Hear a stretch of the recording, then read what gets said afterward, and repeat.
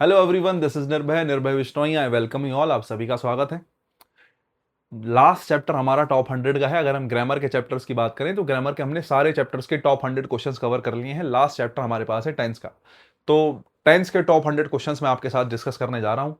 बहुत भारी क्वेश्चंस नहीं है, मैं आपसे कहूँ कि बहुत बहुत डिफिकल्ट क्वेश्चन लाया हूं नहीं, क्योंकि मेरा जो मकसद है फिलहाल कॉन्सेप्ट देने का है कि मैं आपको इसके थ्रू जितने भी कॉन्सेप्ट्स बेहतर हो सकते हैं, जहां जहां आपकी अंडरस्टैंडिंग लैक करती हो वो बात सिखाना है।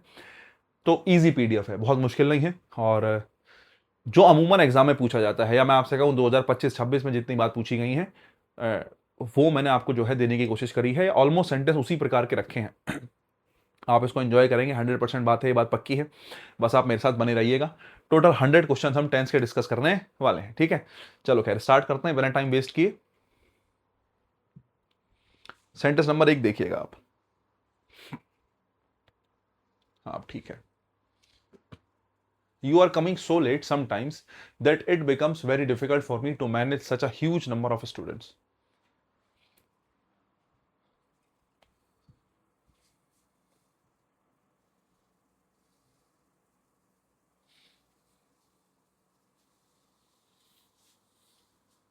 ठीक है। आ जाओ भाई। देखो, अगर मुझे लगता है कि आप थोड़ा बहुत भी बेसिक जानते हैं तो आपको एक बात समझ में आनी चाहिए कि यहाँ पे समटाइम्स लिखा है ना। समटाइम्स जो है वो बेसिकली फ्रीक्वेंसी को दिखाता है, और फ्रीक्वेंसी को दिखाने वाले सभी शब्दों के साथ वर्ब की कौन सी फॉर्म का यूज करते हैं? फर्स्ट फॉर्म का। जैसे मैं किसी भी एक्शन के लिए फ्रीक्वेंसी की बात करूं, एक एक्शन जो बार बार बार बार होता है, 10 दिन में एक बार, 50 दिन में एक बार, या अक्सर होता रहता है, हर चौथे पांचवें दिन होता है, साल में एक बार होता है, 500 साल में एक बार होता है, लेकिन हर 500 साल में एक बार होता है, फ्रीक्वेंसी है उसकी, बार बार होता है। ऐसे एक्शंस के लिए वर्ब की फर्स्ट फॉर्म का यूज करते हैं।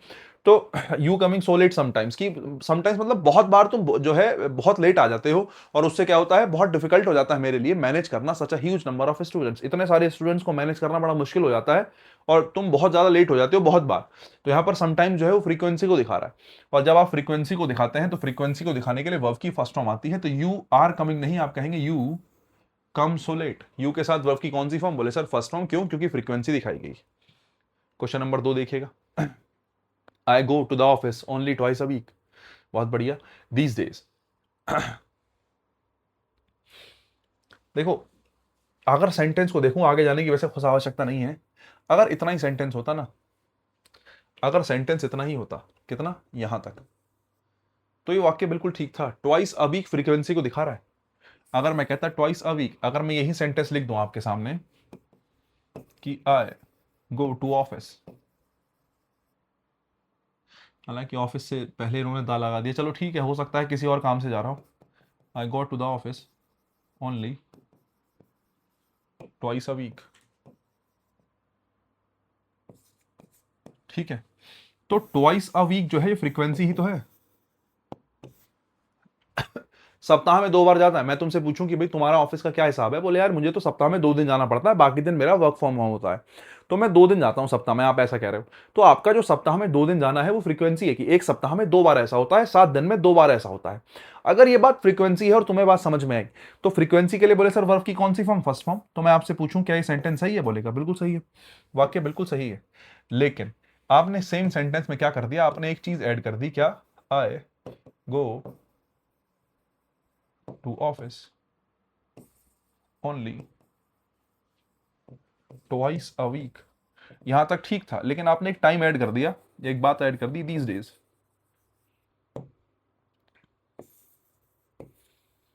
जैसे आपने दीज डेज लगाया तो दीज डेज का मतलब है आजकल। दीज डेज होगा आजकल, की मैं कहूं कि आजकल जो है मैं ऑफिस कैसे जाता हूं, आजकल मैं ऑफिस जाता हूं ट्वाइस अ वीक। लेकिन ऐसा हमेशा नहीं होता। ऊपर वाले सेंटेंस को देख के आप लगा सकते हैं अंदाजा कि ऐसा हमेशा होता है। हमेशा ही ऐसा होता है। ऑलवेज ऐसा होता है कि आप सप्ताह में 2 बार जाते हो, और हमेशा ऐसा होता है। फ्रीक्वेंसी है वर्ब की कौन सी फॉर्म? बोले सर फर्स्ट फॉर्म। लेकिन जैसे ही आपने दीज डेज ऐड किया, तो इस दीज डेज ने आपको बताया कि आजकल ही ऐसा हो रहा है, हमेशा ऐसा नहीं होता, आजकल ऐसा हो रहा है। अगर मैं एक्शन की बात करूं तो एक्शन को 2 तरीके से देखते हैं। कोई भी एक्शन की आप बात कर रहे हैं तो 2 तरीके से देखते हैं। एक एक्शन जो टेम्परेरी होता है, और एक एक्शन जो परमानेंट होता है। ठीक है साहब। परमानेंट एक्शन जो है उसकी आईएनजी फॉर्म्स नहीं बनती। ठीक है। और जो टेम्परेरी एक्शंस होते हैं उनकी आईएनजी फॉर्म बनानी पड़ती है। जो एक्शंस टेम्परेरी होते हैं उनकी आईएनजी फॉर्म बनानी पड़ती है। अगर मैं ऊपर वाले सेंटेंस की बात करूं, ये एक परमानेंट एक्शन है, हमेशा सप्ताह में 2 बार जाता है, परमानेंट एक्शन। लेकिन ये टेम्परेरी है कि सप्ताह में 2 बार जा रहा है, लेकिन आजकल। कैसे? आजकल। और अगर आजकल ही जा रहा है तो ये टेम्परेरी है, और अगर ये टेम्परेरी है तो टेम्परेरी एक्शन के लिए कंटिन्यूअस टेंस। आप कहेंगे आई गो नहीं, I am going to office only twice a week these days. तो दीज डेज की वजह से आपने एम गोइंग का प्रयोग किया। अगर ये बात समझ में आई हो तो तुम्हें ये भी समझ में आना चाहिए कि यहां पे गो जो है वो गलत है, और आप क्या कहेंगे? I am going to office twice a week. तो पहले वाले पार्ट में गलती होगी, एबीसीडी इसमें है नहीं, ठीक है।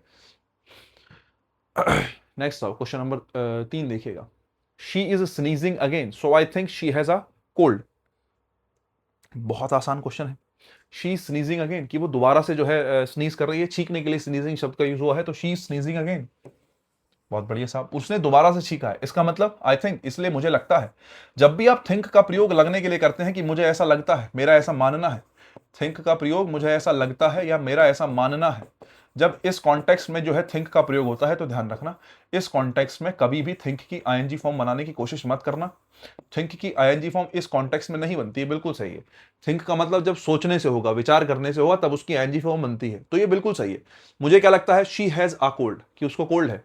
लेकिन उसको अगर कोल्ड है तो एक बात सोचो कि उसने पहले भी सोचा होगा, पहले भी वो छींकी होगी, और वो अब फिर से छींकी, है ना। एक बार उसने पहले स्नीज किया होगा, एक बार उसने अब स्नीज किया।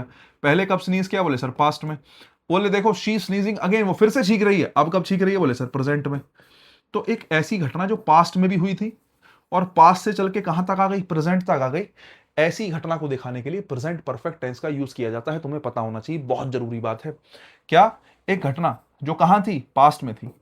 एक घटना जो पास्ट में थी और पास्ट से चल के कहां तक आ गई? प्रेजेंट तक आ गई। तो पास्ट की घटना जब किससे रिलेट हो जाए? प्रेजेंट से रिलेट हो जाए। पास्ट की घटना जब किससे रिलेट हो जाए? प्रेजेंट से रिलेट हो जाए, तो ध्यान रखना प्रेजेंट परफेक्ट टेंस का प्रयोग किया जाएगा। प्रेजेंट परफेक्ट टेंस का प्रयोग किया जाएगा, याद रखना। और आगे भी कंटिन्यू है तो प्रेजेंट परफेक्ट कॉन्टिन्यूस आ जाएगा। फिलहाल आपने कहा पास्ट से लेके प्रेजेंट तक, और अगर पास्ट से लेके प्रेजेंट तक है तो कौन सा टेंस? बोले सर प्रेजेंट परफेक्ट। अगर प्रेजेंट परफेक्ट आना चाहिए तो हैज का प्रेजेंट परफेक्ट क्या बनेगा? She has had a cold. बोले सर हेड कौन सी हो गई? हैज हैव के साथ वर्ब की कौन सी फॉर्म? बोले sir third form, she has had a cold. तो यहां पे आप कहेंगे she has had a cold. मुझे लगता है कि उसे क्या हो गया है? बोले उसे कोल्ड हो गया है। अब सेंटेंस आपका ठीक है, अब कोई समस्या नहीं है। मुझे लगता है आपको बात समझ में आई होगी। क्वेश्चन नंबर 3 हो गया है, 4 नंबर पे चलते हैं।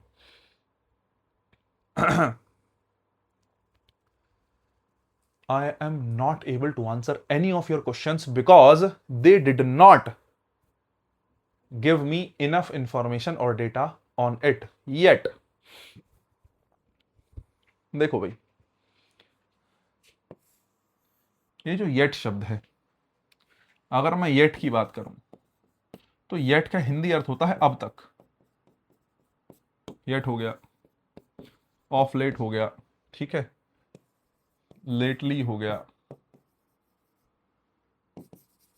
बाय दिस टाइम हो गया। ऐसे बहुत सारे शब्द हैं, ऐसे बहुत सारे शब्द हैं। इन सभी शब्दों के साथ प्रेजेंट परफेक्ट टेंस का प्रयोग किया जाता है साहब। किसका प्रयोग किया जाता है? प्रेजेंट परफेक्ट टेंस का इन सभी शब्दों के साथ प्रयोग किया जाता है। बोले सर प्रेजेंट परफेक्ट क्यों आएगा? देखो इन सभी का मतलब, जैसे ऑफ लेट है या लेटली है, लेटली का अर्थ होता है हाल ही में, ठीक है, ये भी सेम ही चलेगा। बाय दिस टाइम, अभी तक। मैं कहना यह चाहता हूं, जब आप अब तक कह रहे हो, अभी तक कह रहे हो, तो इस बात का मतलब है, मैं कहता हूं राम अब तक घर नहीं आया, मतलब कब गया होगा घर से बाहर? पास्ट में या प्रेजेंट में? प्रेजेंट में, पास्ट में? पास्ट में। मैंने कहा यार राम जो है घर से गया था लेकिन अब तक घर नहीं आया, तो अब तक घर नहीं आया का मतलब क्या है? कि वो कब गया था घर से बाहर? पास्ट में। और आप कह रहे हो अब तक घर नहीं आया, अब कब है? प्रेजेंट। आप बात कर रहे हो कि राम घर से गया था लेकिन अब तक नहीं आया। गया कब था? पास्ट में। कब तक नहीं आया? प्रेजेंट तक। जब पास्ट की घटना चल के कहां तक आ जाए? प्रेजेंट तक आ जाए। इस ही सिचुएशन के लिए किसका यूज करते हैं? प्रेजेंट परफेक्ट टेंस का यूज करते हैं। जब कोई पास्ट की घटना जिसको रिलेट कर दो प्रेजेंट से, किसी पास्ट की घटना को किससे रिलेट कर दिया जाए? प्रेजेंट से रिलेट कर दिया जाए, तो पास्ट की घटना को जब प्रेजेंट से रिलेट करते हैं, यही घटना क्या कहलाती है? प्रेजेंट परफेक्ट कहलाती है। इसी घटना के लिए प्रेजेंट परफेक्ट टेंस का यूज करते हैं। प्रेजेंट परफेक्ट मतलब हैज हैव प्लस वर्ब की कौन सी form, third form. Has have plus verb की कौन सी फॉर्म, थर्ड फॉर्म। ध्यान रखना, अगर ये कॉन्टेक्स्ट तुम समझ पाए तो येट का मतलब भी क्या होता है, अब तक होता है। अब तक मतलब कोई अब तक घर नहीं आया है, या उसने कहा कि उन्होंने मुझे अब तक इंफॉर्मेशन नहीं दी है, मतलब मांगी हुई कब थी, पास्ट में, और पास्ट से लेके प्रेजेंट तक नहीं दी, तो पास्ट प्लस प्रेजेंट मिला के क्या होगा, बोले सर प्रेजेंट परफेक्ट होगा। अगर प्रेजेंट परफेक्ट होगा तो येट के साथ प्रेजेंट परफेक्ट का प्रयोग करेंगे। आप कहेंगे they have not given me enough information. एक चीज और, यहां पे दो शब्द मैंने लिए हैं, लेटली और येट। येट के बारे में और लेटली के बारे में ध्यान रखना, दोनों के साथ, दोनों के दोनों किसके साथ आता है, बोले सर प्रेजेंट परफेक्ट टेंस आता है इनके साथ। और प्रेजेंट परफेक्ट के साथ साथ कैसा होना चाहिए, नेगेटिव होना चाहिए। ध्यान रखना, इन दोनों के लिए याद रखा जाएगा, है ना। प्रेजेंट परफेक्ट का नेगेटिव होगा, लेट लिया या यट आए, दोनों में प्रेजेंट परफेक्ट का नेगेटिव का प्रयोग करते हैं, ये ध्यान रखने की बात है। अगर बात समझ में आई हो 4 नंबर, तो 5 नंबर पे चलते हैं। Unless they come up and do not take up the responsibility of taking care of these pets, I can not think of going away for any sort of pilgrimage. बताएं साहब क्या कहेंगे आप। देखो एक चीज है, एंड आया है, एंड के आने का क्या अर्थ है, एंड के आने का अर्थ है उससे पहले जो वर्ब आई है और उसके बाद जो वर्ब आई है, वो दोनों की दोनों एक ही सब्जेक्ट के लिए आई है ना। इस दे की वर्ब है come up, and they do not take, इस दे की ही वर्ब कौन है, इस दे की ही वर्ब है कौन, डू नॉट टेक अप। तो दे के लिए ही कम अप है और दे के लिए ही डो नॉट टेक अप है। दोनों ही बातें कम अप और डो नॉट टेक अप किसके लिए ही है, बोले सर दे के लिए ही है। दे के लिए ही कम अप, दे के लिए ही डो नॉट टेक अप। अच्छा मैं कहूं ये जो कंजक्शन अनलेस आया है किसके लिए आया है साहब। अगर मैं इस अनलेस की बात करूं तो हर कंजक्शन की अपनी क्लोज होती है। मैं आपसे कहूं इस कंजक्शन की क्लोज कहां तक है, देखो ये यहां तक पूरी क्लोज चल रही है, और ये देखो यहां लगा कॉमा, ये लगा कॉमा आके। इससे पहले की पूरी क्लोज किसकी है, बोले सर अनलेस की है। और अंटिल हो या अनलेस हो, दोनों नेगेटिव होते हैं। इससे पहले मैंने टॉप 100 में लाख बार तुम्हें ये बात बता दी होगी। अंटिल और अनलेस दोनों नेगेटिव की तरीके से ही बात करते हैं, नेगेटिव की तरीके से ही डील करते हैं। ऐसे ही अपने आप को जो है लेके चलते हैं कि इनके साथ नॉट का प्रयोग ना हो, क्योंकि इनके अंदर ऑलरेडी इनबिल्ट नॉट होता है। अनलेस का मतलब होता है इफ नॉट, अनलेस का मतलब क्या होता है, इफ नॉट। अगर तुम्हें बात समझ में आई हो तो इसके साथ नॉट नहीं आता। अगर इसके साथ नॉट नहीं आता तो डू नॉट की आवश्यकता क्या है, दे के साथ सीधे लगाओ, they take up, they take up. बात समझ में आई हो तो आगे चलते हैं क्वेश्चन नंबर 6 पे। बताइए भाई, I am not sorry to say that I can not say anything unless I go through the entire document. बताइए भाई, क्वेश्चन नंबर 6 बताएंगे। I am sorry to say that, कि भाई मैं माफी चाहता हूं ये बात कहने के लिए, that I can not say anything, मैं कुछ भी नहीं कह सकता जब तक I go through the entire document. Entire document मतलब पूरा एक बड़ा सा डॉक्यूमेंट है, जब तक मैं उसको पूरा नहीं पढ़ लेता। गो थ्रू का मतलब होता है उसको ठीक से पढ़ लेना, उसके अंदर से होके गुजरना, मतलब आप उसको पढ़ लोगे। डॉक्यूमेंट में गो थ्रू का मतलब उसको पढ़ लेना। तो आप कह रहे हो जब तक मैं उसको पूरा पढ़ नहीं लेता, अनलेस का मतलब है इफ नॉट, है ना। जब तक मैं उसको पढ़ नहीं लेता हूं पूरे डॉक्यूमेंट को, तब तक जो है मैं कुछ नहीं कह सकता। लेकिन तुम्हारा डॉक्यूमेंट को पढ़ना, ठीक है नहीं, अभी आपसे कोई कुछ कह रहा है ना, और आप कह रहे हो जब तक मैं पढ़ नहीं लेता, अभी पास्ट है और बोले प्रेजेंट, जब तक मैं इस पूरे को पढ़ नहीं लेता, ठीक है नहीं, जब तक ये एक्शन पूरा नहीं हो जाता है। आपको किसी ने कहा कि भाई इस बारे में कुछ कहो, तो बोले भाई मैं इस बारे में बता देता हूं कुछ भी, लेकिन वो कह रहा है कि जब तक पढ़ नहीं लूंगा। कहने का मतलब है अभी रिसेंट में जो एक्शन हो रहा है पास्ट का एक्शन है, जिसका रिलेशन किससे बैठा दिया, बोले सर प्रेजेंट से। तो आप कहेंगे unless I have gone through the entire document, unless I have gone through, कि जब तक मैं इसको पूरा कंप्लीट नहीं कर लेता हूं डॉक्यूमेंट को, मैं कुछ भी नहीं कह सकता हूं इस बारे में, मैं कुछ नहीं कहूंगा। अगर बात समझ में आई हो तो मुझे लगता है आई गो की जगह हैव गॉन का प्रयोग करो, ज्यादा बेहतर होगा। He will come up as soon as he will finish the work and move to another one. देखो वैसे तो बहुत आसान सेंटेंस है, अगर नियम कानूनों की बात करूं तो आपको पता होना चाहिए एज सून एज वाले हिस्से में कभी भी किसका प्रयोग नहीं होता, विल या शैल का प्रयोग नहीं होता। तो आप कहेंगे ही फिनिशेस द वर्क, एक चीज। दूसरी बात, कभी भी जब दो हिस्सों में तुम्हें विल दिखे, कभी भी तुम्हें ऐसा लग रहा है कि दो हिस्सों में विल लगा है, इसमें भी विल है और इसमें भी विल है, ठीक है, दोनों हिस्सों में विल दिख रहा है, तो हमेशा विल वो वाला काटना है जिसके साथ कंजक्शन लगा है ना। तुम्हें दोनों में से एक विल काटने की इच्छा हो रही है, लेकिन तुम कंफ्यूज हो कौन सा वाला काटें, हमेशा उसको काटो जिसके साथ कंजक्शन लगा है, ठीक है नहीं। और एक चीज ध्यान रखना, हमेशा कंजक्शन कभी भी विल काटने की दिमाग में आए तो ध्यान रखना कंजक्शन सबऑर्डिनेट ही हो, सबऑर्डिनेट ही होगा तभी तुम श्योरिटी ले सकते हो इस बात की कि विल गलत होगा। अगर सबऑर्डिनेट कंजक्शन दे रखा है, बोले सर सबऑर्डिनेट कौन से होते हैं, भाई कोऑर्डिनेट कंजक्शन होते हैं फैन बॉयज, तुम्हें पता होना चाहिए, ठीक है, इससे आसान बात तो हो नहीं सकती। फैन बॉयज क्या होते हैं, फॉर, एंड, नॉर, बट, और, येट और सो। अगर इनके अलावा कोई कंजक्शन है, ठीक है नहीं, except fan boys, fan boys के अलावा कोई भी कंजक्शन है सबके सब सबऑर्डिनेट कंजक्शन होंगे। जैसे यहां पे एज सुन एज आया है, ये भी कौन सा कंजक्शन है, सबऑर्डिनेट कंजक्शन है। और ध्यान रखना सबऑर्डिनेट कंजक्शन के साथ वाला जो विल होता है वो हमेशा गलत होता है, ये ध्यान रखना। सबऑर्डिनेट कंजक्शन के साथ विल का प्रयोग गलत माना जाता है अमूमन, हालांकि एक दो सिचुएशन मिल जाएंगी तुम्हें ऐसी, लेकिन तुम्हें नहीं सोचना है, तुम्हारे पेपर में कभी नहीं आएगी। तुम्हें इतना ध्यान रखना है सबऑर्डिनेट कंजक्शन के साथ क्या आया है, अगर जो है विल आया है तो गलत है, as soon as subordinate conjunction है, इसको गलत मानो, ठीक है। 8 number, everybody is talking about the latest movie produced by Vidhu Binod Chopra as it is bringing out the real face of Indian politics. बताओ भाई as it is bringing out, everybody is talking about, देखो भाई talk about मतलब किसी के बारे में चर्चा करना, और talking about एक टेम्परेरी एक्शन है। कैसा एक्शन है, टेम्परेरी एक्शन है। एक चीज ध्यान रखना, अगर मैं तुमसे कहूं एक्शन को कितने हिसाब से बांट सकते हैं, बोले सर 2। एक वो एक्शन जो टेम्परेरी होगा, एक सॉरी गाइज मैं कर देता हूं जल्दी जल्दी में गड़बड़, एक वो एक्शन जो टेम्परेरी होगा, एक वो एक्शन जो परमानेंट होगा, है ना। एक टेम्परेरी एक्शन और एक परमानेंट एक्शन, दो एक्शन होंगे। अगर एक्शन टेम्परेरी है, अगर एक्शन कैसा है, टेम्परेरी है, तो ध्यान रखना उसकी आईएनजी फॉर्म बना सकते हो, कोई समस्या की बात नहीं है, सिचुएशन होगी तो बना दो। अगर एक्शन परमानेंट है तो उस परमानेंट एक्शन की कभी भी क्या नहीं बनेगी, आईएनजी फॉर्म नहीं बनेगी, याद रखना। परमानेंट एक्शंस की आईएनजी फॉर्म नहीं बनती है, टेम्परेरी एक्शन की आईएनजी फॉर्म बन सकती है, कोई समस्या नहीं। आपने कहा किसी का बात करना लेटेस्ट मूवी के बारे में, एक मूवी आई है उसके बारे में बात कितनी दिन होगी, 2 दिन, 4 दिन, 5 दिन, 10 दिन, तो वो टेम्परेरी एक्शन है साहब। लेकिन एज, क्योंकि it is bringing out the real face of Indian politics, वो इंडियन पॉलिटिक्स का रियल फेस बाहर लेके आ रही है।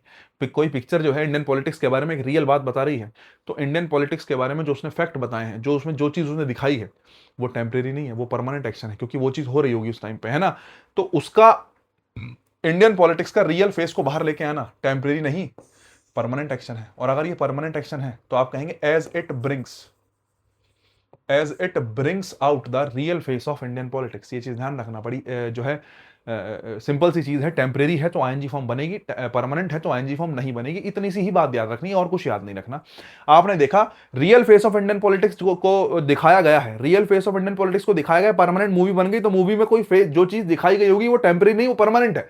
मूवी में कोई चीज बन के आ गई वो परमानेंट है, मैं तुम्हें कुछ वीडियो में पढ़ा रहा हूं, ये बात रिकॉर्ड हो गई तो ये परमानेंट है, और परमानेंट है वो उसका इंडियन पॉलिटिक्स को लेकर रियल फेस दिखाना एक परमानेंट एक्शन है, बाहर लेके आना परमानेंट एक्शन है, और परमानेंट एक्शन की आईएनजी फॉर्म नहीं बनेगी। यही कारण है ब्रिंगिंग की जगह क्या लगाएंगे, ब्रिंग्स लगाएंगे। क्वेश्चन नंबर 9 देखिएगा, there are a number of books on history which has focused on the social scourge that has been coming down for ages in India।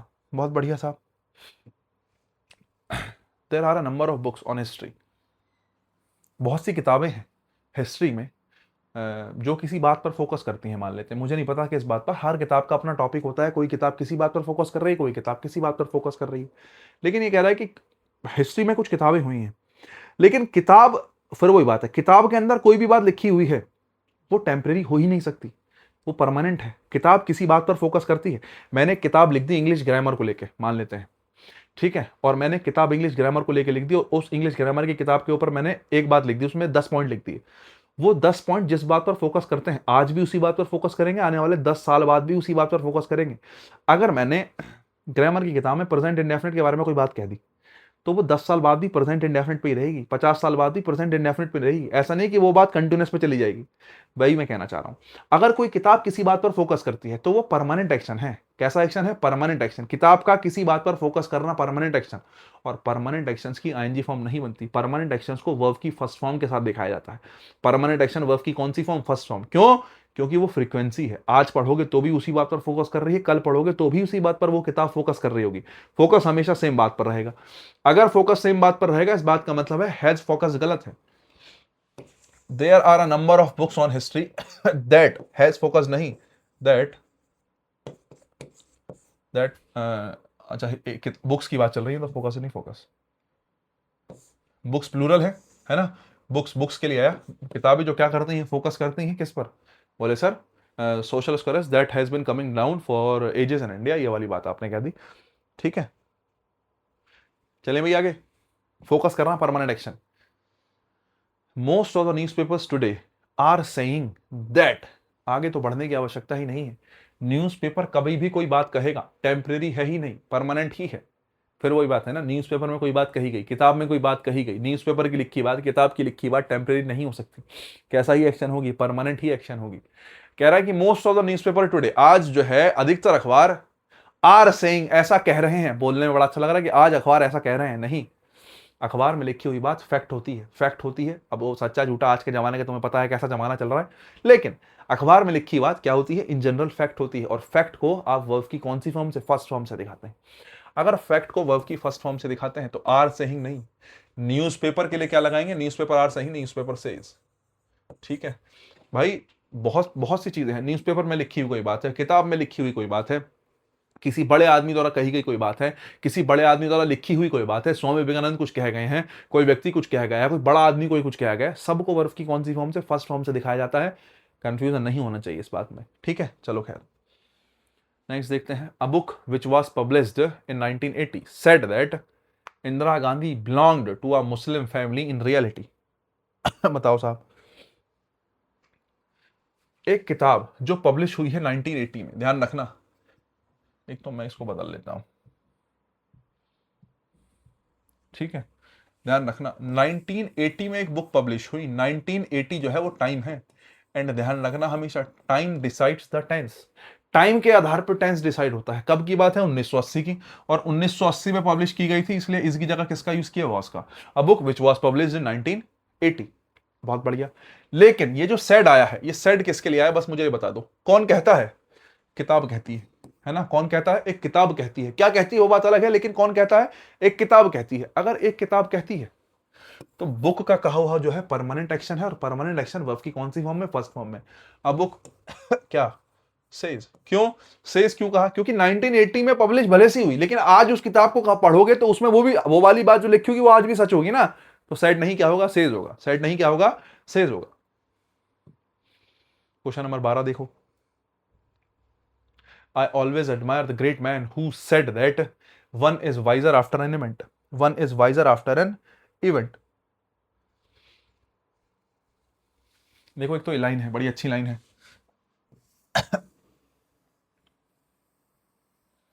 One is wiser after an event, मतलब क्या, जब घटना घटित हो जाती है उसके बाद आदमी को समझ आती है ना। ये एक व्यक्ति समझदार हो जाता है जब उसके साथ कोई घटना घटित हो जाती है। तुम किसी चीज को नहीं जानते हो, धीरे धीरे तुम्हारे साथ वो चीज घटित हो गई, तुम जान जाओगे, है ना। आज तक जेब नहीं कटी है, जेब कट जाएगी तो तुम्हें लगेगा यार अब तो सावधानी रखनी पड़ेगी। तो वही चीज है, one is wiser after an event, कि कोई ना कोई घटना जब तुम्हारे साथ हो जाएगी तो तुम्हें उसकी अकल आ जाती है। वो ये कहना चाह रहा है। लेकिन कही किसने है, ग्रेट मैन। एक I always admire the great man, मैं हमेशा उस महान आदमी के जो है एडमायर करता हूं जिसने कहा है, क्या कहा है, one is wiser after an event. अब मुझे एक बात बताओ, ये वाली जो बात कही है ये कल भी सही थी, आज भी सही है, हमेशा सही होगी। तो वो जो व्यक्ति जिसने कही होगी, तो ये बात भी अमर है ना। ये बात अमर है तो उसकी कही हुई बात को हम सैड नहीं कहेंगे, हम उसकी कही हुई बात को क्या कहेंगे, सेज कहेंगे। और I always admire the great man who says that, जो ये कहता है, हर वो आदमी जो ये कहता है, जो है महान आदमी क्या कहता है कि भाई ठोकर खाने के बाद ही अकल आती है, जब कुछ इवेंट घटित हो जाता है तब तुम्हें बुद्धि आती है, वो कहना चाह रहा है। ठीक है, आ जाओ 13 number, that kind of movie which. ठीक है, 13 नंबर, वैसे तो पहले शब्द को ही देख के तुम्हें समझ में आ जाना चाहिए था। नाउ डेज का मतलब क्या होता है, आजकल। नाउ डेज मतलब आजकल। टेम्परेरी या परमानेंट, बताओ। आजकल कैसा, टेम्परेरी या परमानेंट, आजकल टेम्परेरी। ठीक है, टेम्परेरी एक्शन है, और टेम्परेरी एक्शन है तो वर्ब की कौन सी फॉर्म में बनेगा, आईएनजी फॉर्म में बनेगा। मैंने कहा आजकल फिल्म मेकर्स जो हैं उस प्रकार की मूवी नहीं बना रहे जिस प्रकार की वो पहले बनाया करते थे। तो आजकल जब आप कह रहे हो, नाउअडेज एक ऐसा शब्द है जो कंटेम्प्रेरी एक्शन को दिखाता है। अगर तुम्हें कभी भी नाउअडेज मिल जाए तो आंख बंद करके किसकी तरफ जाना, वर्ब की कौन सी फॉर्म के साथ, आईएनजी फॉर्म के साथ। बाकी मैंने रीजन बता दी, क्योंकि नाउअडेज जब जब लगा देते हो तो एक्शन टेम्परेरी नहीं, पर एक्शन परमानेंट नहीं, कैसा बन जाता है, टेम्परेरी बन जाता है। अगर आपका एक्शन आप चाहोगे, देखोगे, समझोगे, किसी भी एक्शन के साथ जब आप नाउअडेज लगा दोगे, ठीक है नहीं, वो टेम्परेरी हो जाएगा। जैसे मैं कहता हूं आई टीच इंग्लिश, कि मैं इंग्लिश पढ़ाता हूं, इतना सेंटेंस कहा तो ये परमानेंट है कि मैं आई टीच इंग्लिश मतलब परमानेंट मैं इंग्लिश पढ़ाता हूं। लेकिन मैं कहूं I teach English nowadays, nowadays मतलब आजकल मैं इंग्लिश पढ़ाता हूं। जैसे ही मैंने कहा आजकल मैं इंग्लिश पढ़ाता हूं, इसका मतलब अब ये परमानेंट एक्शन नहीं है, अब ये टेम्परेरी है। जैसे ही मैंने कहा आजकल मैं इंग्लिश पढ़ाता हूं, इस बात का मतलब है इंग्लिश पढ़ा रहा है, इसका मतलब परमानेंट सब्जेक्ट कुछ और है, आजकल इंग्लिश पढ़ा रहा है। तो इसको कहेंगे I am teaching English nowadays, आजकल मैं इंग्लिश पढ़ा रहा हूं। तो नाउअडेज के साथ आई एम टीचिंग कहेंगे, ठीक है। किसी भी सेंटेंस के साथ नाउअडेज लगा दोगे वो टेम्परेरी बन जाएगा, और टेम्परेरी मतलब आईएनजी फॉर्म।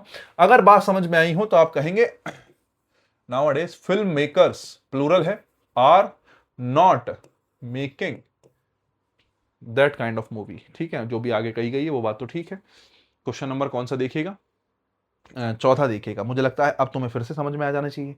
अगर मैं कह रहा हूं दीज डेज, सिद्धू मूसेवाला है, सुना तुमने? दीज डेज नहीं सुना है? पता नहीं तुमने सुना होगा नहीं सुना होगा, किस प्रकार के बच्चे हो तुम, कैसा म्यूजिक सुन रहे हो जानता नहीं मैं, लेकिन हाँ आ जाओ, दीज डेज अच्छा गाना है। मैं क्या कह रहा था, कहीं भी दीज डेज आ जाए, ठीक है, तो दीज डेज का मतलब फिर से वही है आजकल, इन दिनों। दीज डेज क्या है, इन दिनों। और अगर कहीं भी दीज डेज आ जाए तो दीज डेज का मतलब एक्शन, पक्की बात है, कैसा है, टेम्परेरी है।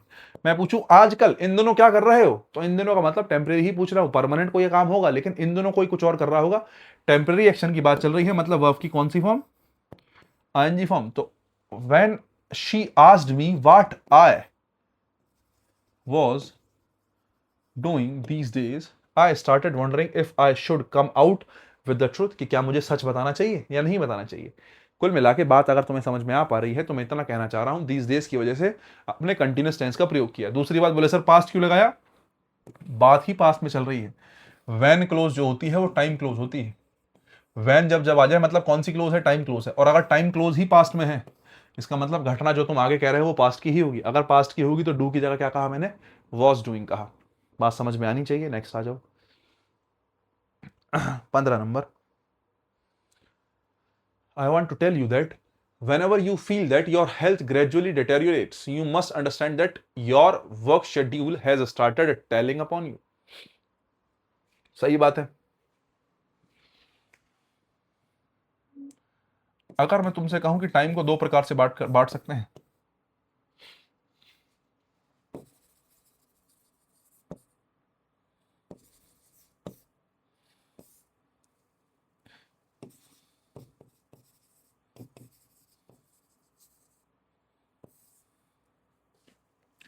मोमेंट्री और time taking.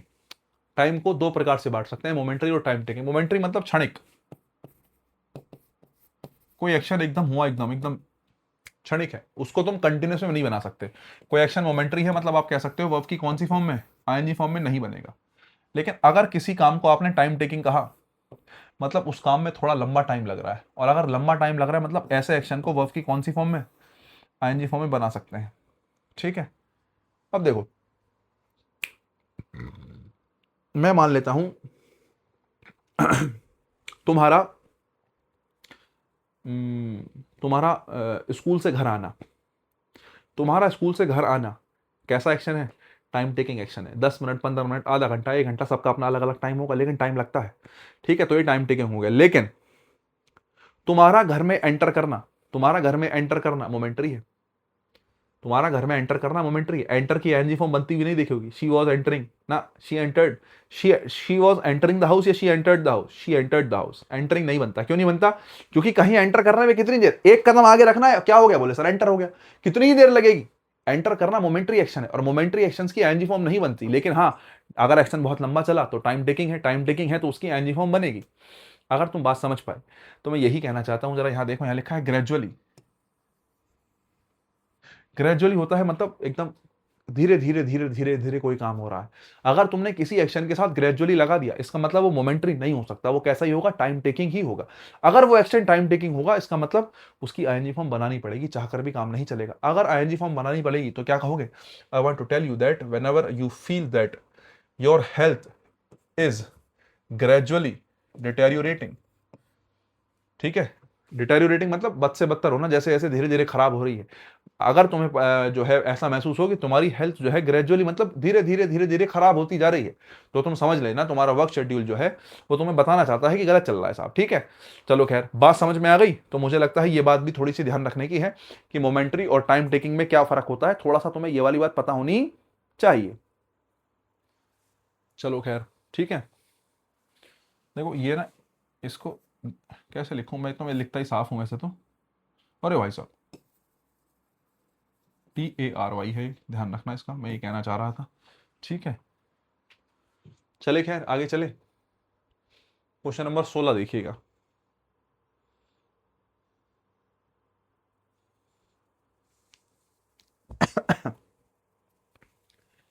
He is very glad to know that the number of customers in the bank increases every day.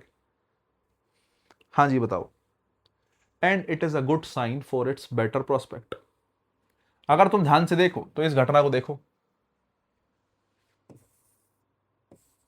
वैसे तो अगर एवरीडे वाली बात कहो तो एवरीडे एक ऐसा एक्शन है, या एवरी प्लस टाइम एक्सप्रेशन एक ऐसा एक्शन है जब आप वर्ब की जो है फर्स्ट फॉर्म लगाते हो। जैसे मैं कहता हूं I go to office everyday, you go to school everyday, you go to coaching everyday, है ना, यू प्ले क्रिकेट एवरीडे। जब भी आप एवरीडे लगा देते हैं तो वर्ब की कौन सी फॉर्म बोले जी? First form. और इसी वजह से इंक्रीजेस आपको क्या लग रहा होगा? सही लग रहा होगा। एक ऐसा बच्चा जिसने रट लिया है कि ऐसा होता है, इंक्रीजेस होता है, तो बोले जी ऐसा हो गया। लेकिन मैं आपसे क्या कहना चाह रहा हूं, मैं ये कहना चाहता हूं यहां पर एवरीडे जो है वो फर्स्ट फॉर्म को दिखाने के लिए नहीं आया। जब आप बैंक की बात कर रहे हैं कि बैंक में कस्टमर्स लगातार बढ़ रहे हैं, इंक्रीजेस एवरीडे, एवरीडे का मतलब लगातार बढ़ रहे हैं, मतलब आज 2, कल 4, फिर 6, फिर 8, फिर 10, फिर 12, फिर 14, ऐसे लगातार बढ़ रहे हैं। और अगर लगातार कोई काम हो रहा है, धीरे धीरे धीरे, लगातार काम होना मतलब ग्रेजुअली, पिछला सेंटेंस पढ़ा था कि नहीं पढ़ा था? किसी एक्शन का लगातार होना, क्रमिक रूप से होना, ग्रेजुअली होना, वर्ब की कौन सी फॉर्म? ING form. तो हम जैसे कई बार रट लेते हैं कि एवरीडे के साथ बोले सर फर्स्ट वर्ब की कौन सी फॉर्म? First form. नहीं भाई, यहां पर बैंक में लगातार कस्टमर्स का बढ़ना एक टाइम टेकिंग एक्शन है, लगातार बढ़े जा रहा है, आज बढ़ रहे हैं, फिर कल बढ़ेंगे, फिर और परसों बढ़ेंगे, फिर तरसों बढ़ेंगे, ऐसे बढ़ते चले जाएंगे। इसका मतलब लगातार कोई काम हो रहा है, और लगातार कोई काम हो रहा है मतलब इंक्रीजिंग, इंक्रीजेस नहीं, customers are increasing, customers are increasing. मुझे लगता है बात समझ में आई होगी। 16 नंबर, 17 पे चलते हैं।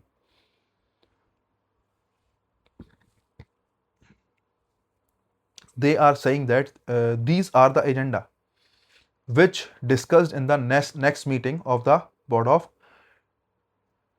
directors, ठीक है, which are discussed, ठीक है।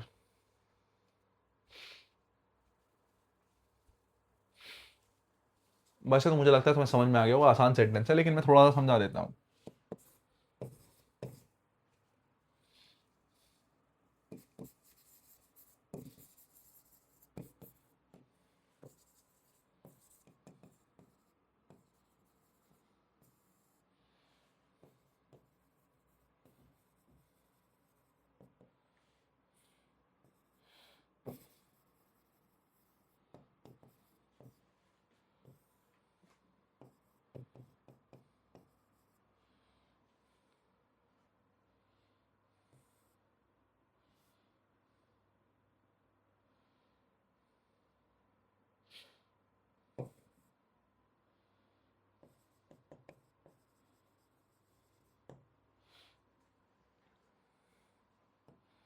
हाँ जी, मैं आपसे कहूं कि पहले और दूसरे में क्या फर्क है, पहले दूसरे का मीनिंग क्या है, आपको थोड़ा सा सोच के बताना है। आप अगर बेहतर सोच पाए तो समझ लो गाड़ी सही तरह पे चल रही है, नहीं सोच पाए हो तो कोई बात नहीं, मैं बता ही दूंगा, काम तो आ ही जाएगा, ठीक है।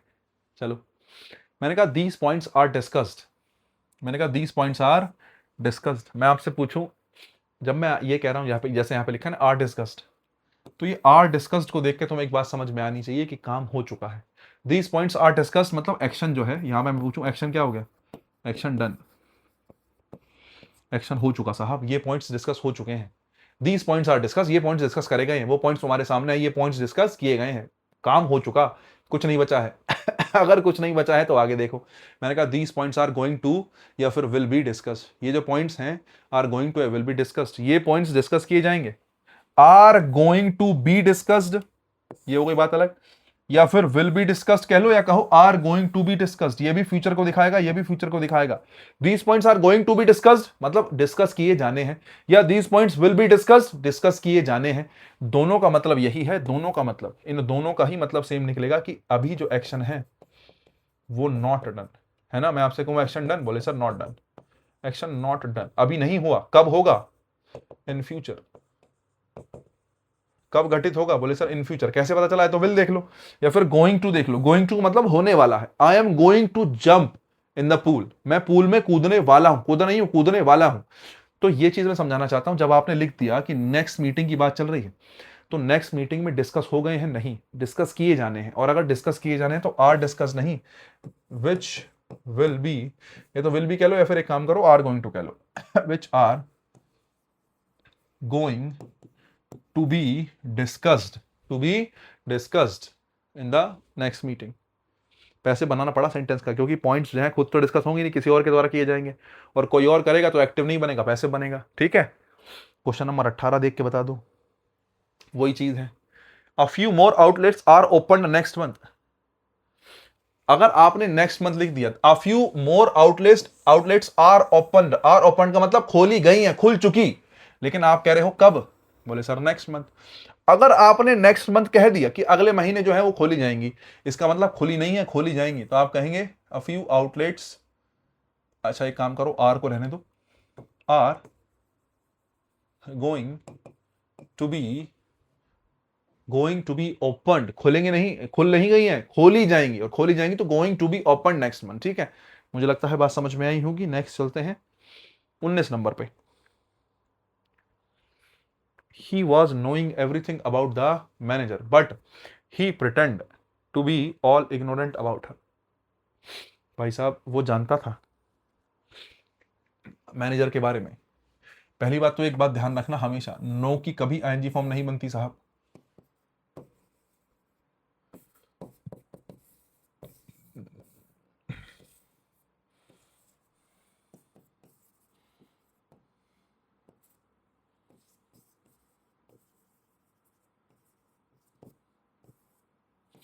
कैसा एक्शन है, मैं तुमसे कहूं नो, नो टेम्परेरी एक्शन है या परमानेंट, या एक्शन का मतलब यही है कि नो एक वर्ब है, और वर्ब क्या होती है, बोले सर एक्शन वर्ड। तो मैं पूछ रहा हूं नो, जानना, किसी को जानना कैसा एक्शन है, टेम्परेरी है या परमानेंट है। अगर तुम समझ पाए बात तो तुम ये बात भी समझ जाओगे कि नो की आईएनजी फॉर्म क्यों नहीं बनती। नो कभी भी टेम्परेरी एक्शन नहीं हो सकता गाइज, नो हमेशा कैसा एक्शन होगा, परमानेंट एक्शन होगा। जानना, जैसे मान ले तो तुमने मुझसे कोई बात सीखी कि हाँ यार मैंने एक बात सीख ली थी, तुमने मुझसे पढ़ा इंग्लिश का सिलेबस और तुम्हारी नौकरी लग गई। हो सकता है 5 10 50 साल हो गए, 10 20 साल हो गए, उसके बाद तुम मतलब भले से तुम भूल जाओ कि हाँ एक मास्टर था भाई निर्भय नाम का, जिससे हमने कुछ सीखा था। लेकिन जब तुम मुझे देखोगे, मुझसे बात करोगे 1 2 मिनट 2 4 मिनट, तो तुम समझ जाओगे कि हाँ मैं इस व्यक्ति को जानता हूँ। ठीक है, अब कुछ बच्चे कहेंगे अरे सर हम तो कैसे भूल जाएंगे, अरे सब भूल जाते हैं भाई टाइम के साथ, समझे, कहने की बात होती है। मुश्किल से 1 से 2% बच्चे होते हैं जो टच में रहते हैं। 1 से 2% बच्चा जिसको लगाव रहता है कि हाँ यार सर है, बाकी तो सब ठीक है। आधे से ज्यादा तो मिठाई लाना भूल जाते हैं। सच बता रहा हूँ मैं, अगर तुम ऐसे मास्टर हो, एक ऐसी टीचर हो जो बहुत सारा ध्यान नहीं देता, हाँ अच्छा सिलेक्शन हो गया, बहुत बहुत बढ़िया, बधाई। क्योंकि मतलब मेरा हमेशा ऐसा रहा है। अभी अ, 1 सप्ताह पहले ही हमारी एक लड़की है आरती, मुझे लगता है शायद अब तो वो वीडियो नहीं देखती होगी। इसमें जीएसटी में जो है उसका सिलेक्शन हुआ पीए के लेके। एक आरती है, आरती की फ्रेंड है, दोनों लोग हैं। अब वो मेरे से कभी पढ़ती थी, आरती का फ़ोन हमेशा आता है। आरती जो है काइंड ऑफ गर्ल की जो हमेशा मतलब जो अब उसका पिछली अभी वो जम्मू कश्मीर में थी एम्स स्टेनो के पद पे। तो उसका हमेशा का ही रहता है कि हाँ ठीक है, मतलब हमेशा वो बताती है कि भैया ऐसा हो गया, भैया ये हो गया, भैया ऐसा, भैया वैसा, सब वो बताती है। उसके साथ एक और फ्रेंड है उसकी। अब उसने बताया कि भैया वो मेरे साथ ही बैठती थी, और मैंने उसका नाम भी पूछा, मुझे अभी भी याद नहीं हालांकि क्या नाम है। उसने पूछा कि भैया मेरे साथ ही बैठती थी, उसका भी जीएसटी जो है जीएसटी में पीए हुआ है। और अब उसने नाम बताया, मैंने कहा यार मेरे को पता ही नहीं है। क्यों, कुछ बच्चे होते हैं जो एक्टिव नहीं होते, जो बहुत ज़्यादा एक्टिव नहीं, पढ़े होंगे सिलेक्शन हो जाएगा, अपना नौकरी कर लेंगे, सब ठीक है। कुछ बच्चे होते हैं बिल्कुल शांत रहते हैं कि हाँ भाई मुझे पढ़ा था, हाँ ठीक है। और मुझे लगता है कि होना भी चाहिए, कोई ऐसी दिक्कत की बात नहीं है। क्रेडिट जो है हमेशा बच्चे का ही होना चाहिए। कि किसी का सिलेक्शन हो गया तो it's kind of a good thing कि उसने मेहनत करी थी। पढ़ाने की बात अगर करूँ, कि पढ़ाना तो मैं आपको भी रहा हूँ, मान लेते हैं कि भाई 1000-2000 बच्चा अगर पढ़ रहा है तो सबका सिलेक्शन तो नहीं होगा, है ना। तो अगर सिलेक्शन वाले का हम क्रेडिट लेना चाह रहे हैं तो ना वाले का भी क्रेडिट हमारा ही होना चाहिए, मेरा ऐसा मानना है।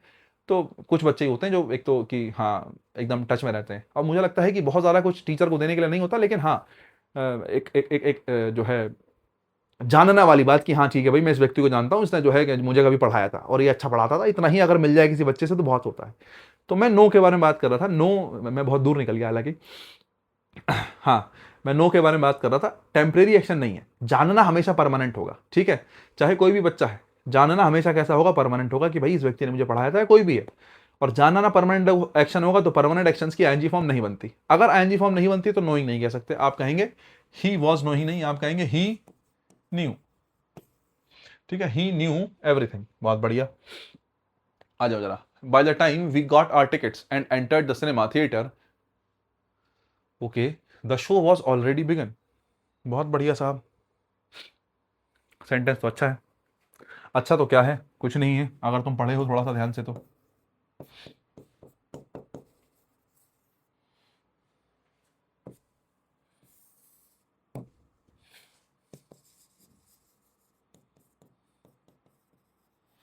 एक चीज ध्यान रखना, अगर तुम्हारे पास एक सेंटेंस है जिसमें बाय प्लस टाइम दे रखा है, तो उसके जो अगला वाला सेंटेंस होगा वो परफेक्ट टेंस में बनेगा। ये बड़े काम की बात है, मुझे लगता है ये तुम्हारा कभी फेल नहीं होगा, टेंशन ना लेना।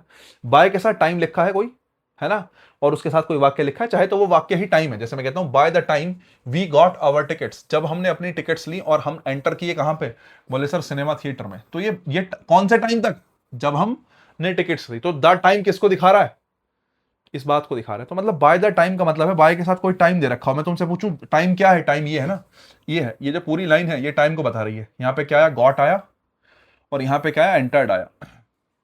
तो गॉट और एंटर्ड जो है टाइम को दिखा रहे हैं। बोले सर सेकंड फॉर्म है, तो कौन सा टाइम हो गया, बोले सर पास्ट हो गया, है ना।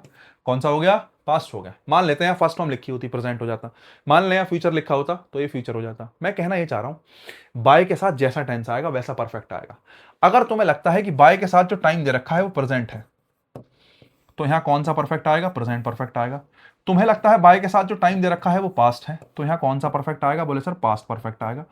अगर तुम्हें लगता है बाय के साथ दिया हुआ टाइम उसको फ्यूचर कह सकते हैं किसी प्रकार से, तो यहां कौन सा परफेक्ट आएगा, फ्यूचर परफेक्ट आएगा। कुल मिला के बाय द टाइम, ये बाय के साथ कोई टाइम दे रखा है, उसके अगला वाला जो सेंटेंस होता है, ये लग गया ना कॉमा, इस कॉमे के बाद का जो सेंटेंस होगा, ये सेंटेंस ये हमेशा परफेक्ट टेंस में होगा। बोले सर कौन सा परफेक्ट, अगर यहां प्रेजेंट तो यहां प्रेजेंट परफेक्ट, यहां पास्ट तो पास्ट परफेक्ट, यहां फ्यूचर तो फ्यूचर परफेक्ट। अगर तुमने यहां देखा तो यहां वर्ब की सेकंड फॉर्म आई है, मतलब किसकी चल रही है बात, पास्ट की। अगर पास्ट की बात चल रही है तो अगले वाले में क्या आएगा, पास्ट परफेक्ट आएगा। अगर पास्ट परफेक्ट आएगा तो क्या कहेंगे, the show had already begun. Show जो है वो पहले से ही क्या हो चुका था, शुरू हो चुका था। वॉज नहीं, किसका यूज करेंगे, हैड का यूज करेंगे। बात मुझे लगता है ये वाली समझ में आई होगी, बहुत काम की चीज है, ध्यान रखने वाली बात है, ठीक है।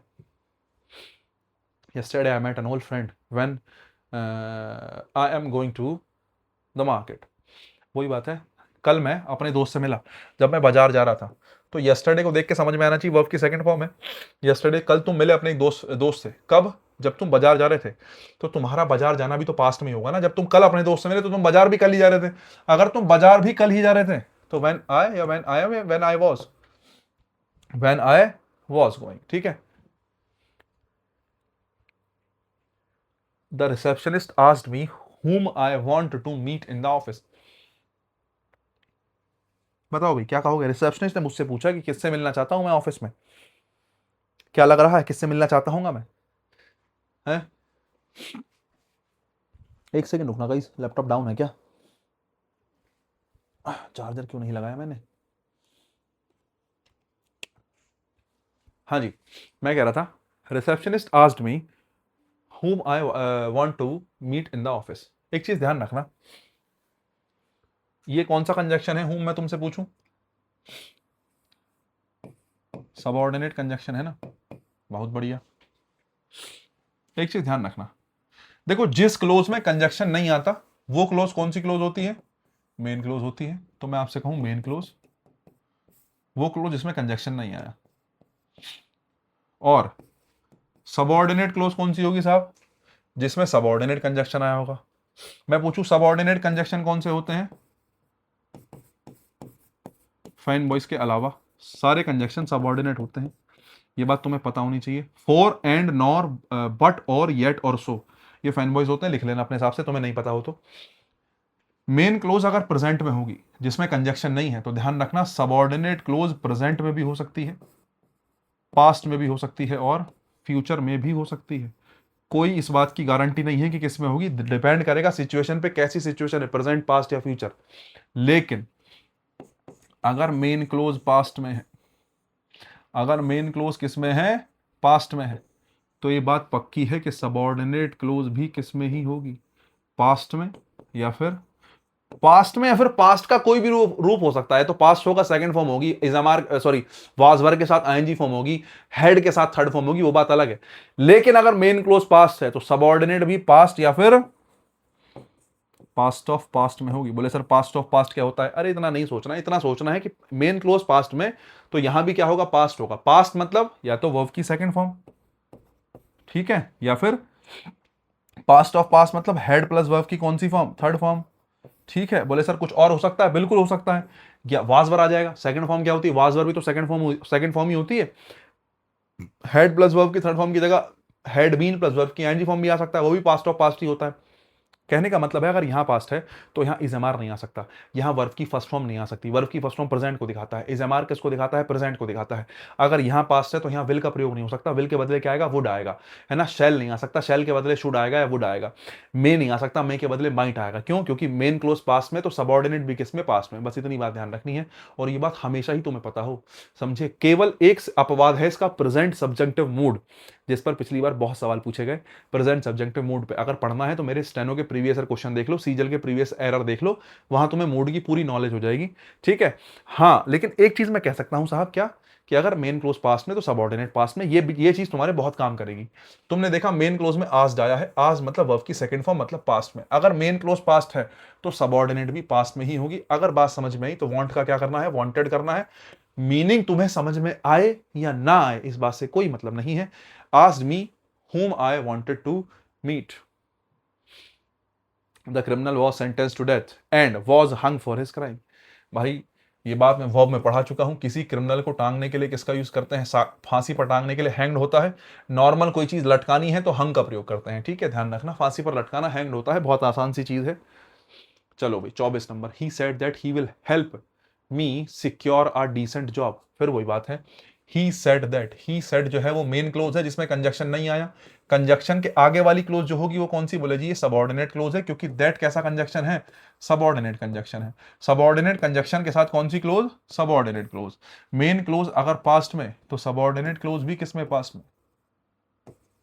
विल या वुड? बोले सर वुड। कुछ नहीं सोचना, आगे चलना है बस। विल या वुड? बोले सर वुड। 24 हो गया है साहब, 25 नंबर चलिएगा। हिज फादर वुड हैव ये तो कंडीशनल सेंटेंस आ गया है। अरे हाँ है ना, ये कंडीशनल सेंटेंस आ गया। जरा देखो, इफ आया, एक इफ के साथ वाला हिस्सा एक ऐसा है। अगर मैं आपसे कहूं एक हिस्सा इफ है, इसके इफ वाले पार्ट में फर्स्ट फॉर्म आई है, तो तुम्हें पता हो उसके अगले वाले पार्ट में विल प्लस वर्ब की फर्स्ट फॉर्म आएगी। हालांकि कंडीशनल सेंटेंस बहुत ज्यादा इसमें नहीं है। इस 50 में मुश्किल से 4-5-7 कंडीशनल मिल जाएंगे, सॉरी 100 में 50-60 5-6-7 कंडीशनल मिल जाएंगे, ज्यादा कंडीशनल सेंटेंस नहीं है। लेकिन एक बात पक्की है साहब कि कंडीशनल के मैंने अलग से 50 सेंटेंस ला रखे हैं, वो भी आप देख सकते हैं, वहां मैंने और डेप्थ में समझाया है। लेकिन कंडीशनल सेंटेंस उतना ही इंपॉर्टेंट है जितना टेंस इंपॉर्टेंट है। कंडीशनल में बहुत ज्यादा टाइप नहीं बनते, इसलिए वहां पे आपको सेंटेंस 50 मैंने कराए हैं, यहाँ 100 सेंटेंस पूरे हैं, कोई समस्या की बात नहीं है, ठीक है। इफ के साथ वाले हिस्से में अगर वर्ब की फर्स्ट फॉर्म आए तो इधर विल प्लस वर्ब की फर्स्ट फॉर्म आएगी, इस वाले हिस्से में, दूसरे में। इफ के साथ जो हिस्सा चल रहा है अगर उसमें सेकंड फॉर्म आए तो उसके दूसरे वाले में क्या आएगा? बोले सर वुड प्लस वर्ब की फर्स्ट फॉर्म। अगर इफ के साथ वाले में क्या आ जाए? हेड प्लस वर्ब की थर्ड फॉर्म, तो उसके साथ वाले में क्या आएगा? वुड हैव प्लस वर्ब की कौन सी form? Third form. Would have plus verb की कौन सी फॉर्म? Third form. तो जरा देखना इफ के साथ वाले हिस्से में क्या आया है? बोले sir would have plus verb की थर्ड फॉर्म। इफ से पहले, इफ के दूसरे वाला हिस्सा मतलब जिसमें इफ नहीं लगा, इफ के दूसरे वाले हिस्से में क्या है? Would have been plus verb की थर्ड फॉर्म। अरे वुड है, ये मत सोचना बीन गलत है, बीन सही है। अगर पैसिव बना होगा तो बीन लग जाएगा, क्या फर्क पड़ना है। मैं ये कहना चाहता हूं इफ के साथ वाले हिस्से में वुड हैव आ सकता है, नहीं आ सकता। या तो इफ के साथ वाले में फर्स्ट फॉर्म आएगी या सेकंड फॉर्म आएगी या हेड प्लस वर्ब की थर्ड फॉर्म आएगी। कहने का मतलब यहां पे गलती है। आप कहेंगे if he had worked, if he had worked harder, if he had worked harder, तो इफ के साथ आपने हेड लगाना, फिर वर्कड हार्डर आगे हो ही जाएगा। कुल मिला के बात समझ में आनी चाहिए।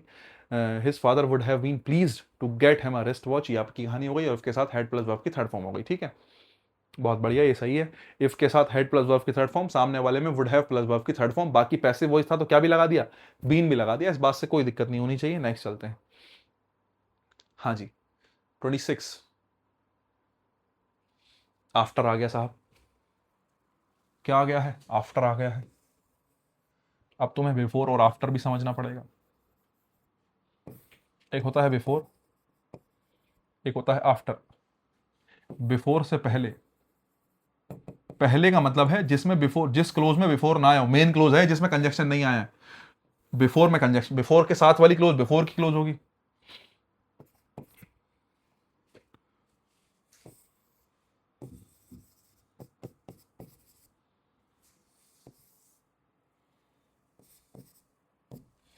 देखो भाई,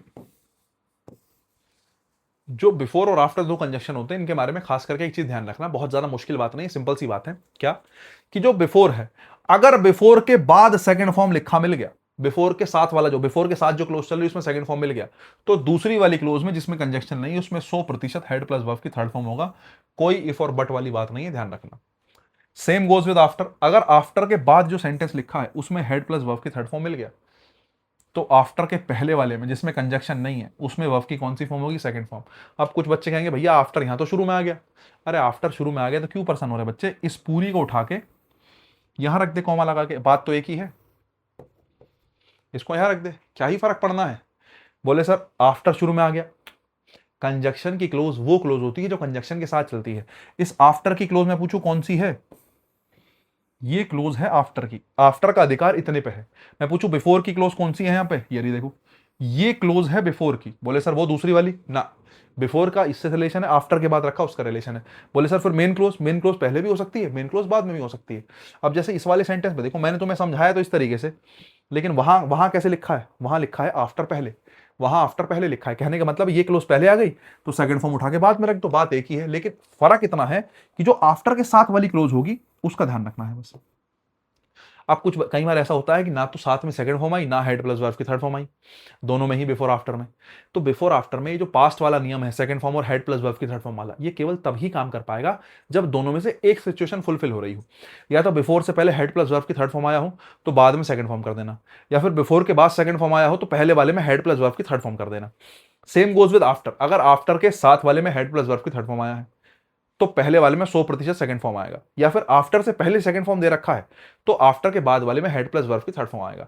दोनों में से एक सिचुएशन दी होनी चाहिए, चाहे तो हेड प्लस वर्ब की थर्ड फॉर्म दिया है तो सेकंड फॉर्म कर देना, या सेकंड फॉर्म दिया है तो हेड प्लस वर्ब की थर्ड फॉर्म कर देना। इतना सा काम करना और कुछ नहीं करना। बोले सर देख ले, मैंने कहा देख लो, आ जाओ जरा। आफ्टर रवि रीड, मैं आपसे कहूं रीड, अगर ये फर्स्ट फॉर्म होती तो रीड की जगह रीड्स लिखा होता। अरे रीड या रीड्स? बोले सर रीड्स क्यों? क्योंकि फर्स्ट फॉर्म के साथ सिंगुलर वर्ब, तो एस तो लगा नहीं है, एस तो लगा नहीं है, मतलब ये वर्ब की फर्स्ट फॉर्म नहीं है, कौन सी फॉर्म है? सेकंड फॉर्म है। बोले भैया इसको थर्ड फॉर्म मान लूं? नहीं मान सकते। थर्ड फॉर्म जो है कभी भी बिना हेल्पिंग वर्ब के प्रयोग नहीं होती। Has, have, had, is, am, are, was, were, कुछ ना कुछ थर्ड फॉर्म के साथ चाहिए ही होता है। थर्ड फॉर्म कभी भी बिना जो है हेल्पिंग वर्ब के प्रयोग नहीं होती, तो ये सेकंड फॉर्म है। आफ्टर के साथ वाले हिस्से में सेकंड फॉर्म लगा रखिए, देख रहे हो पाप कर दिया। तुम्हें देखते ही समझ में आना चाहिए कि यहाँ सेकंड फॉर्म गलत है। फिर भी क्रॉस चेक कर लेते हैं, आ जाओ जरा। After Ravi read the magazines and newspapers and watched the TV programs, ये फिर से सेकंड फॉर्म। देखो ये रही, फिर से कौन सी फॉर्म? बोले जी सेकंड फॉर्म। आ गया जो he decided to, कॉमा लग गया, कॉमा लग के आपने कहा he decided to, आहा, यहां सेकंड फॉर्म है, मिल गई ना सेकंड फॉर्म। आफ्टर के साथ वाले को छोड़ो, आफ्टर से दूसरे वाले में सेकंड फॉर्म मिल गई, मिल गई। आफ्टर के दूसरे वाले में जैसी सेकंड फॉर्म मिली तो दिमाग की बत्ती चलनी चाहिए कि आफ्टर के बाद हेड आएगा, पक्की बात है। अगर आफ्टर के बाद हेड आएगा तो आप कहेंगे after Ravi had read the magazines and newspaper and watched. अब तुम ये मत सोचना कि यहां पे वॉच्ड को हटा के हेड वॉच कर दूं ना, जरूरत नहीं है। क्यों नहीं है? क्योंकि आपने हेड यहां लिख तो दिया बच्चे, यहाँ क्या लिख दिया, यहाँ पे हेड लिख तो दिया, यहाँ हेड कॉमन आ गया, ये थर्ड फॉर्म हेड के साथ और ये थर्ड फॉर्म हेड के साथ, वॉश्ड भी थर्ड फॉर्म है जिसकी हेल्पिंग वर्ब क्या हो गई, हेड हो गई। बस आपने शुरू में हेड ऐड कर देना, तो चला देख लो मैच हो गया। आफ्टर के साथ हेड प्लस वर्ब की थर्ड फॉर्म, और आफ्टर से पहली वाली में वर्ब की कौन सी फॉर्म, सेकंड फॉर्म, सब कुछ मैच हो गया है। चलते हैं आगे। 27 देखिएगा। 2 years ago, भाई साहब एगो और बिफोर का ध्यान रखना।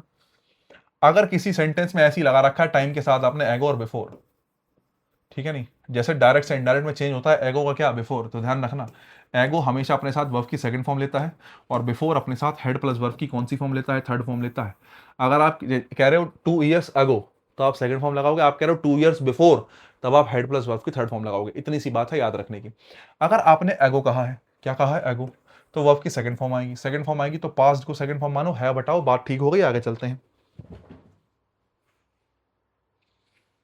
नेक्स्ट देखो 28 भाई। I know he is having a lot of books on how to improve English. उसके पास बहुत सारी किताबें हैं, किस किस बात के ऊपर, on how to improve English, English कैसे इंप्रूव करें, उसके ऊपर ऐसी बहुत सारी किताबें हैं। फिर भी उसकी इंग्लिश इंप्रूव नहीं हो पा रही होगी, क्योंकि किताब तो रखी रह जाती है। मेन काम है प्रैक्टिस का, नहीं करोगे तो दिक्कत आएगी। अगर प्रैक्टिस ही नहीं कर रहे हो तो फिर समस्या है। ठीक है, बहुत बढ़िया। क्या, आई know he is having a lot of book, यहां पे बात हुई है हैविंग की, पोजेशन की, अधिकार की। अगर अधिकार दिखाना है तो अधिकार दिखाने के लिए बहुत सारी बातें हैं जो सीखनी पड़ेंगी। क्या सीखनी पड़ेगी, अधिकार दिखाना एक परमानेंट एक्शन है। देखो, अगर आपको लगता है कि हैव शब्द का प्रयोग किसी चीज पर अधिकार दिखाने के लिए हुआ है, तो उसकी निश्चित रूप से आईएनजी फॉर्म नहीं बन सकती। ध्यान रखना, जब जब अधिकार की बात होगी, पोजेशन की बात होगी, पोजेशन हमेशा परमानेंट होता है, पोजेशन हमेशा क्या होता है, परमानेंट होता है। लेकिन हाँ, हैव का प्रयोग किसी और चीज के लिए हुआ हो, जैसे खाना खाने के लिए हैव शब्द का प्रयोग करते हैं, रेस्ट करने के लिए भी हैव शब्द का प्रयोग करते हैं, वर्ब हैव लगाते हैं, तो उसके लिए आईएनजी फॉर्म बनाना चाह रहे हो, बना लो। कुल मिला के जब हैज हैव मेन वर्ब बना हो, तो बस ये चेक करना कि उसको टेम्परेरी मान सकते हैं, परमानेंट मानते हैं।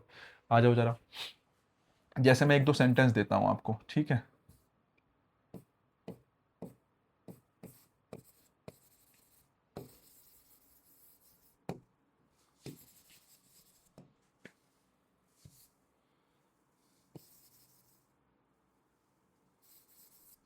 एक एक घूम का मारा जाता था।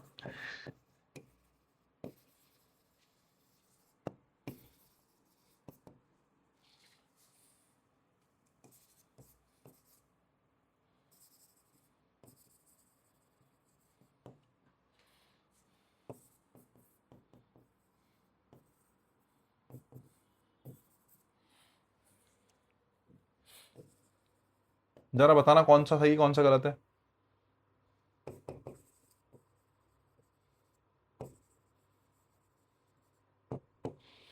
आ जाओ जी।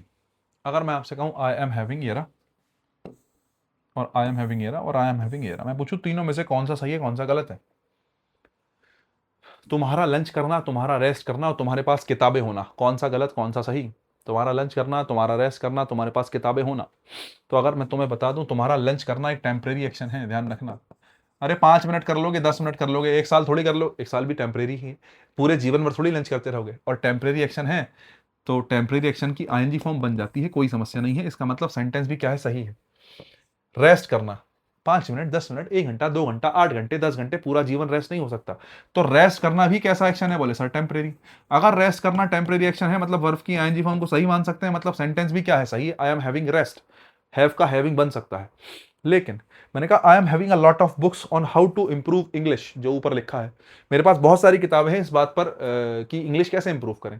तो तुम्हारे पास क्या है, अ लॉट ऑफ बुक्स, तुम्हारे पास बहुत सारी किताबें हैं। तुम्हारे पास किताब होना टेम्परेरी या परमानेंट, बोले सर किसी और के लिए है, कहाँ लिखा है ऐसा।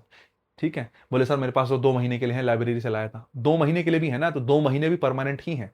जब तक तुम्हें टाइमलाइन तुम्हें दी गई है, तब तक वापस करनी है, तब तक वापस, जब तक डेट ना आ जाए तब तक तुम्हारा ही है। जैसे मैं कहता हूँ आई am having house, I am having a home, home तो क्या कहना, हाउस ही कह लो। मैंने कहा मेरे पास एक घर है। कुछ बच्चे हैं बोले भैया किराए का भी तो हो सकता है। भाई किराए का भी हो सकता है, उस बात से मतलब नहीं है। तुमने अगर 1 महीने का किराया दे दिया, तो वो 1 महीने का पोजेशन परमानेंट है। बोले सर अगले महीने चला जाएगा, किराया नहीं दोगे तो जाएगा ना, किराया देते रहोगे या कोई दिक्कत नहीं होगी, लड़ाई नहीं करोगे तो मतलब ठीक रहेगा, परमानेंट ही रहेगा वो एक्शन। तो घर का होना, किसी एक ऐसी चीज का होना, कार का होना, घर का होना, कोई भी चीज का होना, पोजेशन, जब जब जब अधिकार की बात होगी तो अधिकार एक परमानेंट एक्शन है। किसी भी प्रकार का अधिकार हो, भले जी किराए का है, वैसा है, कुछ भी नहीं, अधिकार जब तक है वो परमानेंट है, और परमानेंट है तो परमानेंट एक्शंस की आईएनजी फॉर्म नहीं बनती। तुम्हारे पास किताब होना, तुम्हारे पास क्या होना, किताब होना, टेम्परेरी नहीं, कैसा एक्शन है, परमानेंट एक्शन है। और अगर परमानेंट एक्शन है तो आई एम हैविंग नहीं कहेंगे, आई हैव। अगर बात समझ में आई हो तो आई नो, मुझे पता है, ही इज हैविंग या has he has a lot of books. ठीक है, बहुत बढ़िया, बात समझ में आनी चाहिए। आगे चलते हैं। ये तो पहले, मुझे लगता है पहले दूसरे सेंटेंस जैसा ही कोई सेंटेंस है। I will work for you as long as he will pay well. मैं तुम्हारे लिए काम करूंगा जब तक, सॉरी, जब तक तुम जो हो अच्छा पे करोगे। तो एज लॉन्ग एज आ गया। मैंने कहा दो हिस्सों में विल आया हो तो हमेशा सबऑर्डिनेट कंजक्शन के साथ वाले विल को हटा दिया जाए। तो यहां से विल हटा दो, आप कहो यू पे वेल। ठीक है, आसान सा सेंटेंस था, पता होना चाहिए आपको। ठीक है, नेक्स्ट देखो 30 number. All of a surprise to see an old man of 60 taking part in the marathon held last month.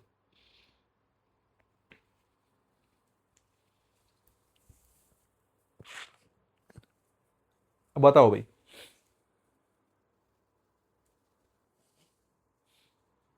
all of us surprised to see an old man of 60 taking part in the marathon held last month। देखो एक बात तो पक्की है कि last month आया है, मुझे लगता है ये बात तो तुम देख ही पा रहे होंगे कि लास्ट मंथ आया है। अच्छा, लास्ट मंथ का मतलब है कभी भी लास्ट प्लस टाइम एक्सप्रेशन आ जाए, कोई भी लास्ट प्लस टाइम एक्सप्रेशन आ जाए तो उसके साथ वर्ब की कौन सी फॉर्म, बोले सर सेकंड फॉर्म आती है ना। तो बोले जी सेकंड फॉर्म आई भी है ना। लेकिन समस्या यही कि सरप्राइज ट्रांजिटिव वर्ब है। जैसे मैं कहता हूं कि एक सेंटेंस लिखा है कि ऑल ऑफ अस सरप्राइज्ड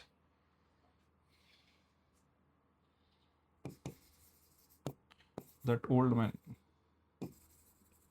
हमने उस ओल्ड मैन को क्या कर दिया, सरप्राइज कर दिया। तो सरप्राइज का ऑब्जेक्ट हो गया एन ओल्ड मैन।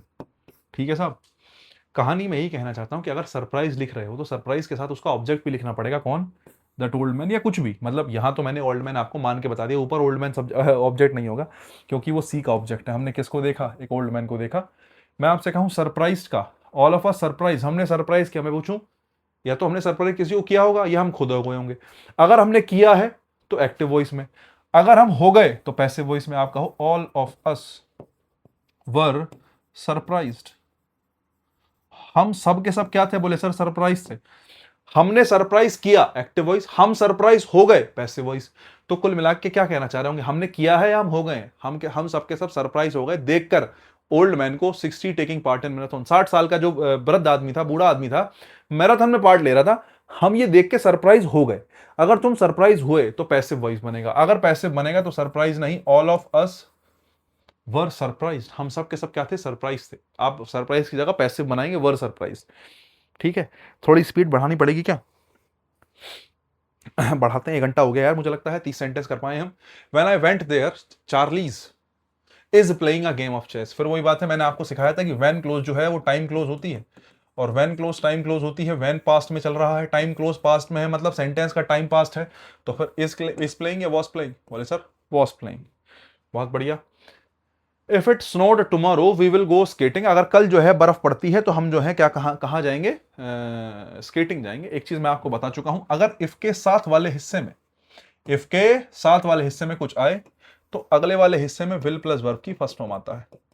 क्या है, अगर इफ के साथ वाले हिस्से में वर्ब की कौन सी फॉर्म आए, फर्स्ट फॉर्म आए, तो उसके अगले वाले हिस्से में विल प्लस वर्ब की फर्स्ट फॉर्म आता है। एक बात मैंने बताई थी, अगर बात समझ में आई थी तो स्नोड की जगह क्या करो, स्नो।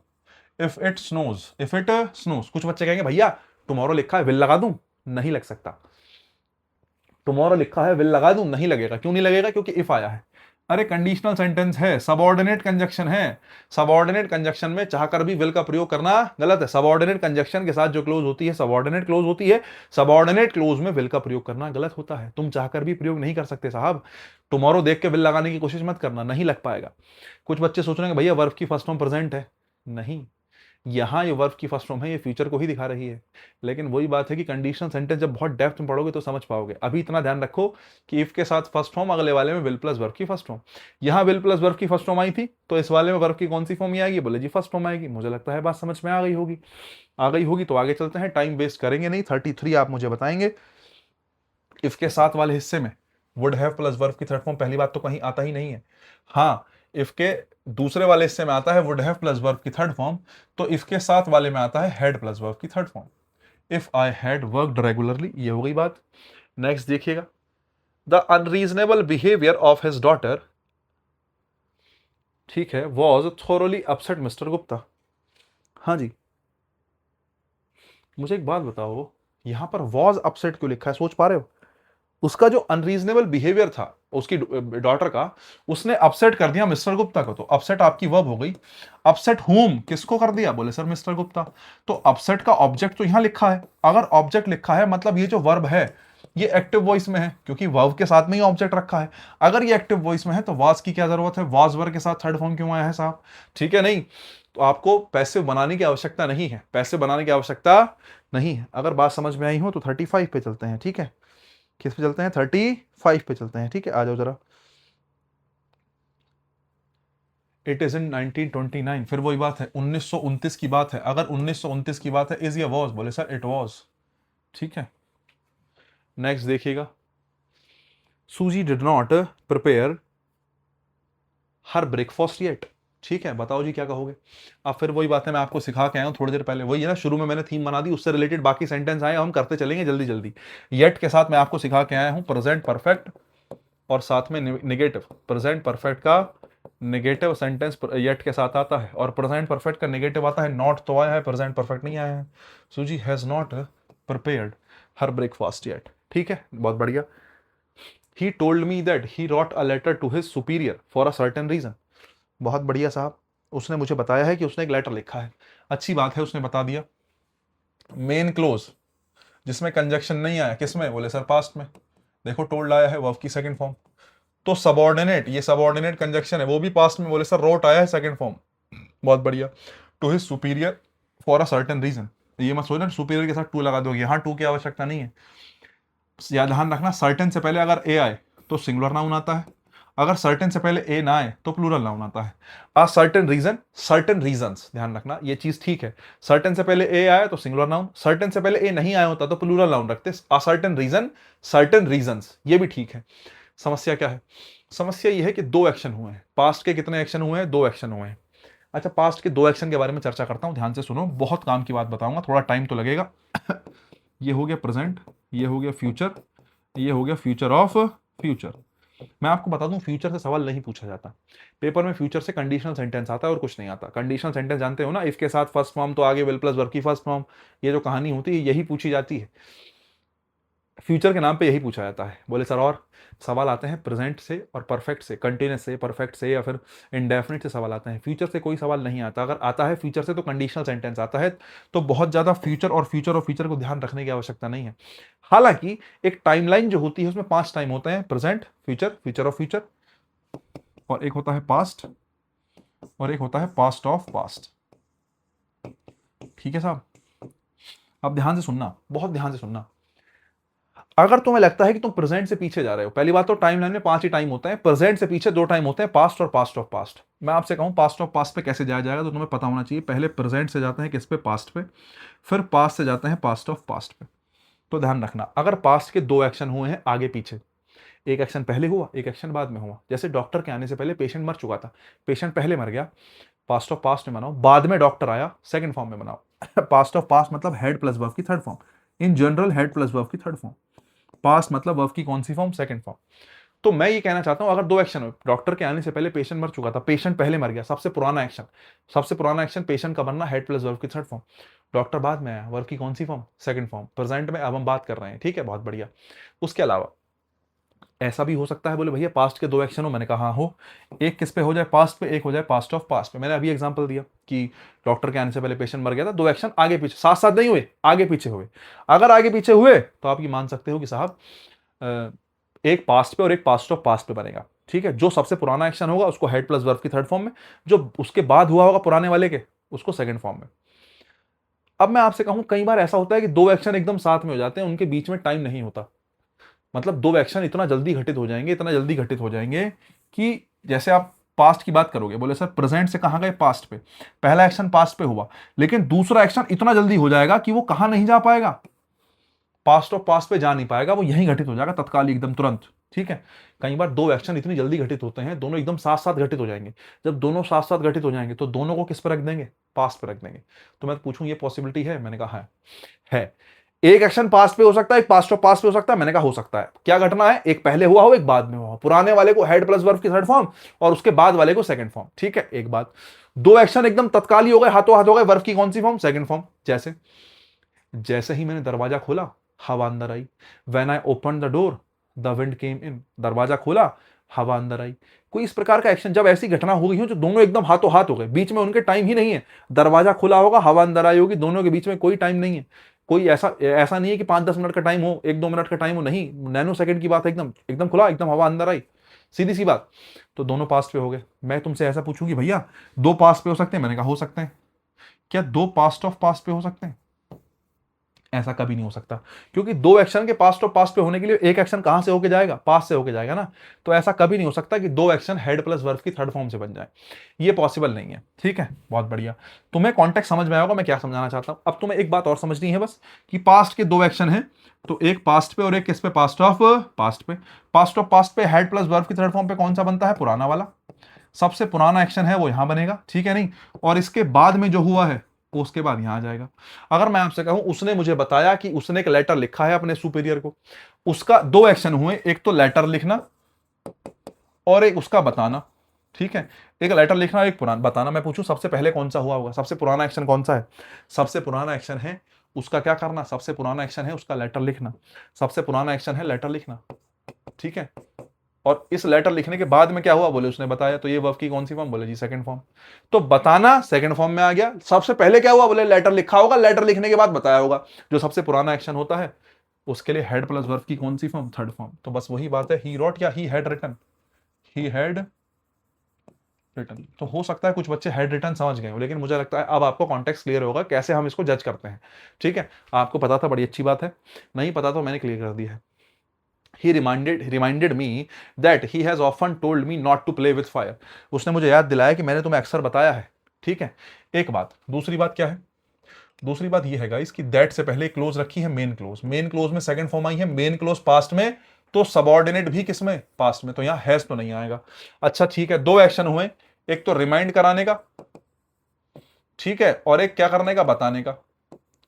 ठीक है, often told me to play, मैं तुमसे कहूं उसने पहले ही बता दिया होगा, सबसे पुराना एक्शन है उसको बताया जाना। सबसे पुराना एक्शन क्या है कि उसको बताया गया है कि आग से नहीं खेलना है, और उसके बाद रिमाइंड करा गया।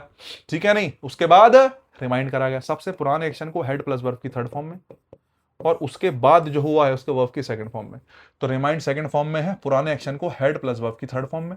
That he had written, he sorry he had told, आ जाओ जरा, I would have asked you for dinner if I had known that you are staying there that night. बहुत बढ़िया। अगर मैं इफ की बात करूं तो तुम्हें यह भी पता होना चाहिए कि इफ वाला जो सेंटेंस होता है, इफ के पहले वाले में अगर वुड हैव प्लस वर्ब की थर्ड फॉर्म आ जाए, तो इफ के साथ वाले में हेड प्लस वर्ब की थर्ड फॉर्म आती है। बोले सर बिल्कुल सही। मैं तुमसे पूछूं इससे पहले का सेंटेंस बिल्कुल सही है, बोले सर बिल्कुल सही है।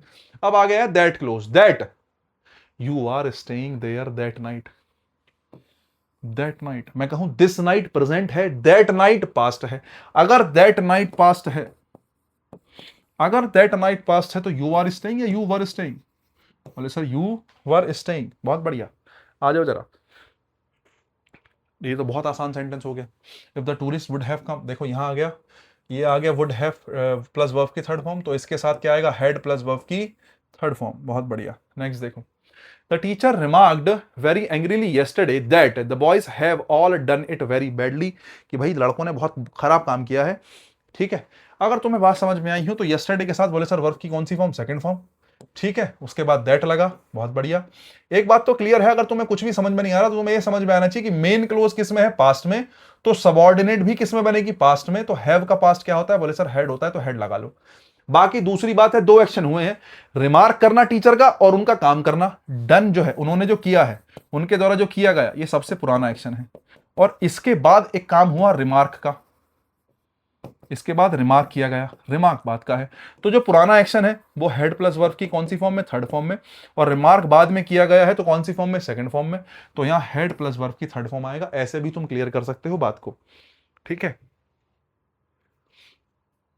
नेक्स्ट आओ, the vehicle which is stopped by the policeman contained a number of smuggled watches.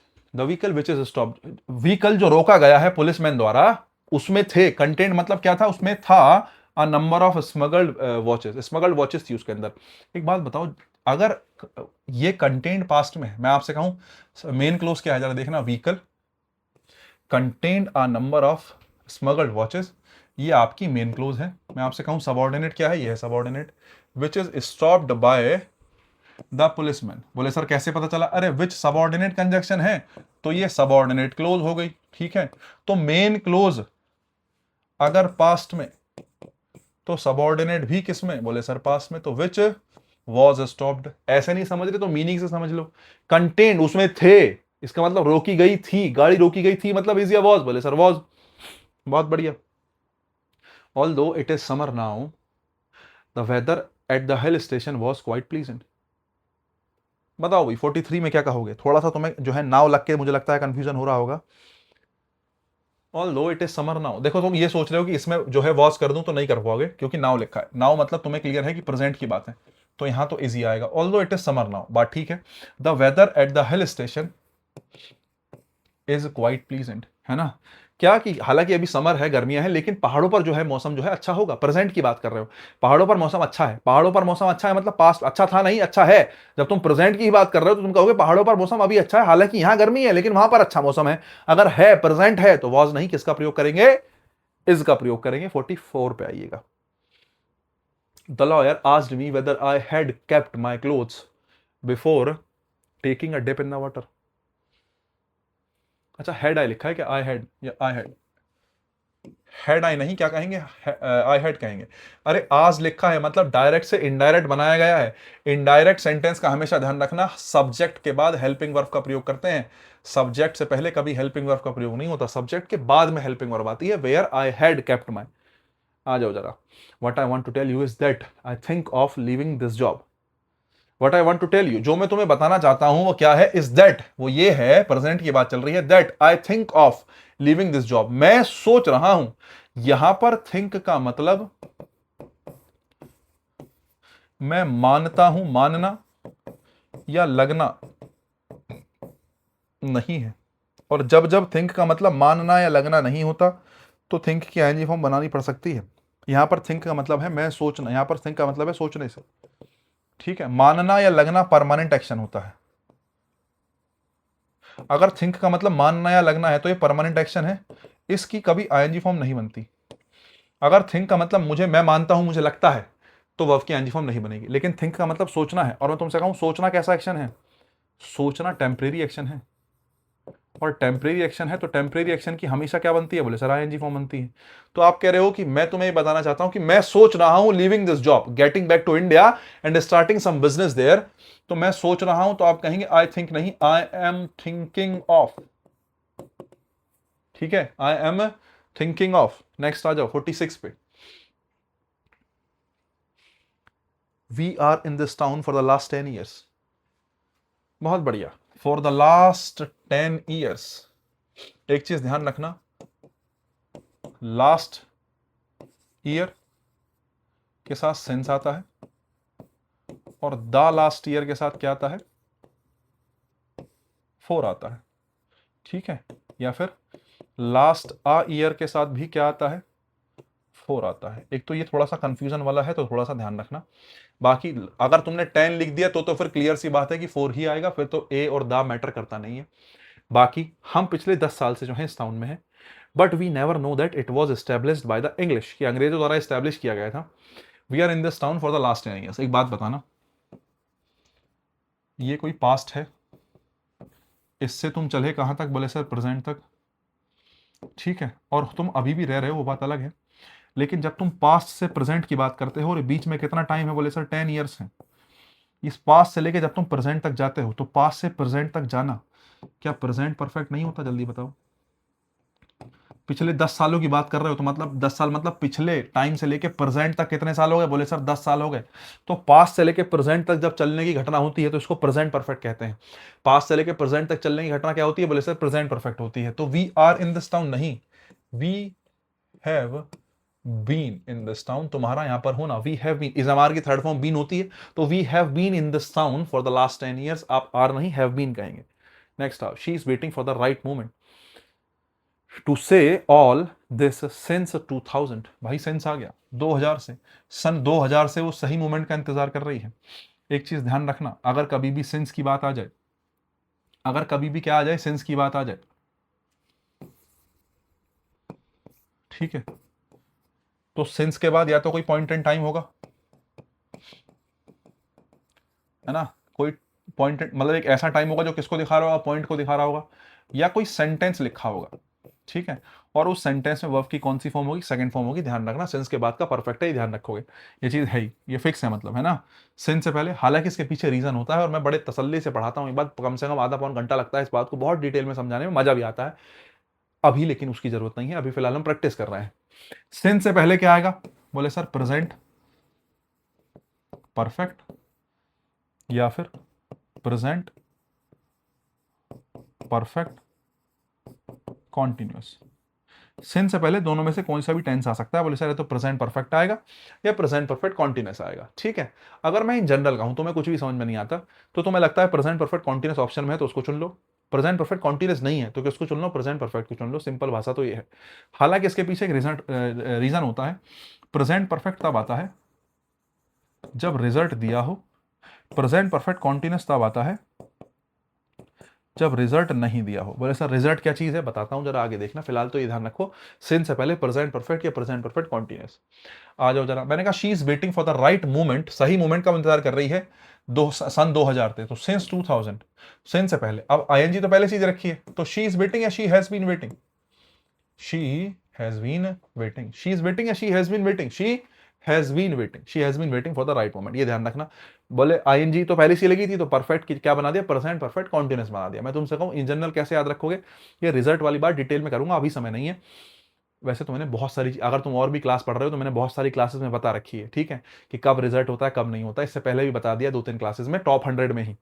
हाँ, लेकिन हाँ ये ध्यान रखना है, तो प्रेजेंट परफेक्ट आएगा, प्रेजेंट परफेक्ट कॉन्टिन्यूअस आएगा, ये बात ध्यान रखने की है। आगे चलते हैं। जब आईएनजी नहीं बना सकते तो प्रेजेंट परफेक्ट लगा दो, आईएनजी बना सकते हो तो प्रेजेंट परफेक्ट कॉन्टिन्यूअस लगा दो, ठीक है। I know you have been in this party, ठीक है, waiting for an opportunity to highlight your leader like qualities. मुझे पता है कि तुम इस पार्टी में हो, क्या करने के लिए? वेटिंग फॉर एन अपॉर्चुनिटी, तुम इंतजार कर रहे हो एक मौके का जिससे तुम अपनी लीडर लाइक क्वालिटीज दिखा सको। यहां पर तुमने हैव बीन लगाया, मैं तुमसे पूछ रहा हूं क्या कहना चाह रहे हो? I know you have been in this party, have been का मतलब है पास्ट से लेके प्रेजेंट तक, हैव बीन का मतलब है पास्ट से लेके प्रेजेंट तक, जब तुम आए थे, आने से लेके अब तक तुम इस पार्टी में अपॉर्चुनिटी ढूंढ रहे हो हाईलाइट करने की अपनी लीडरशिप क्वालिटीज, लेकिन आगे की बात नहीं चल रही है। पास्ट से लेके प्रेजेंट तक ढूंढ रहे हो, आगे नहीं ढूंढोगे, तुम ये कहना चाह रहे हो। प्रेजेंट परफेक्ट का मतलब तो यही हुआ, you have been in this party, तुम इस पार्टी में हो, अपॉर्चुनिटी ढूंढ रहे हो, बहुत बढ़िया।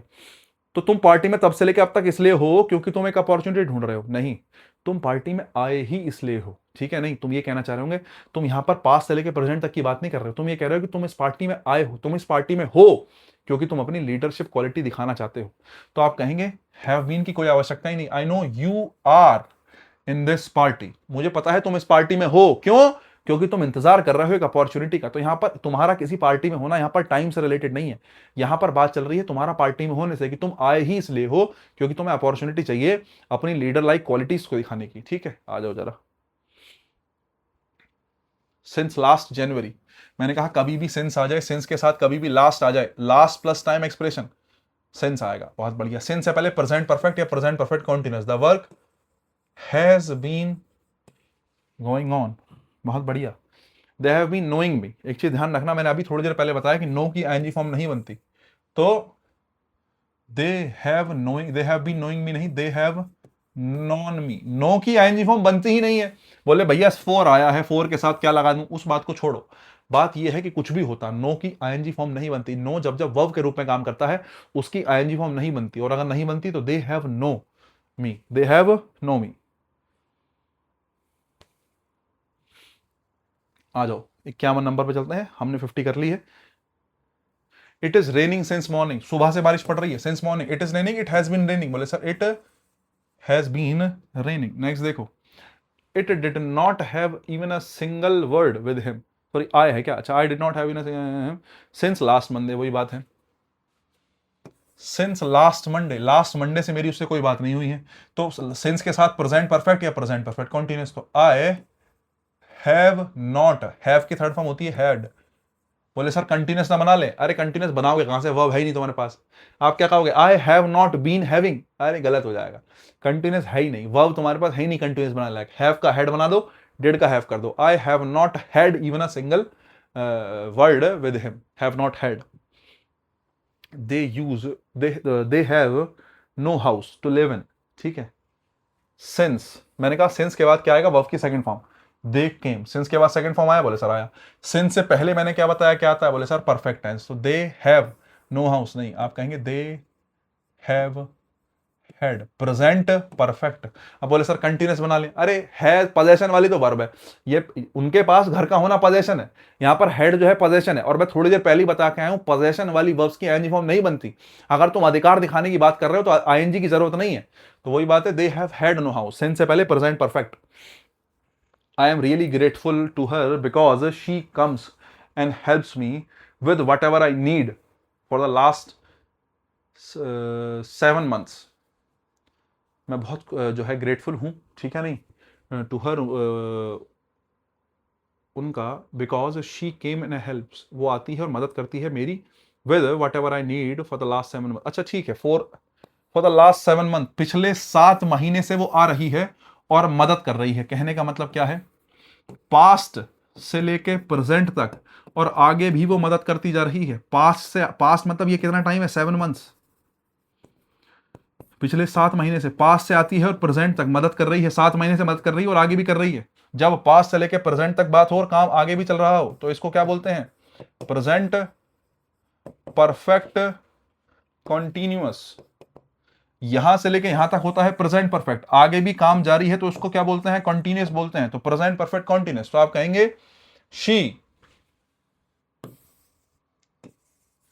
Has been coming and helping, वो she has been coming and helping me with whatever I need for the last 7 months. मैं बहुत ज्यादा ग्रेटफुल हूं कि पिछले 7 महीने से वो मेरी मदद करती आ रही हैं और आगे भी करेंगी, ठीक है।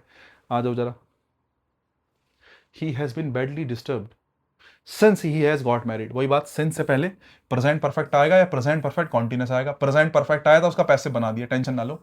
She has been badly disturb, present perfect का क्या बना दिया, पैसिव बना दिया, कोई दिक्कत नहीं है, पैसिव बनाया तो बीन आया, कोई बात नहीं, प्रेजेंट परफेक्ट है। सिंस से पहले प्रेजेंट परफेक्ट आ जाता है, बोले सर आ जाता है, लेकिन सिंस के बाद वर्ब की कौन सी फॉर्म आती है, सेकंड फॉर्म। तो शी गॉट मैरिड, गॉट यहां पर सेकंड फॉर्म है, बिल्कुल सही है।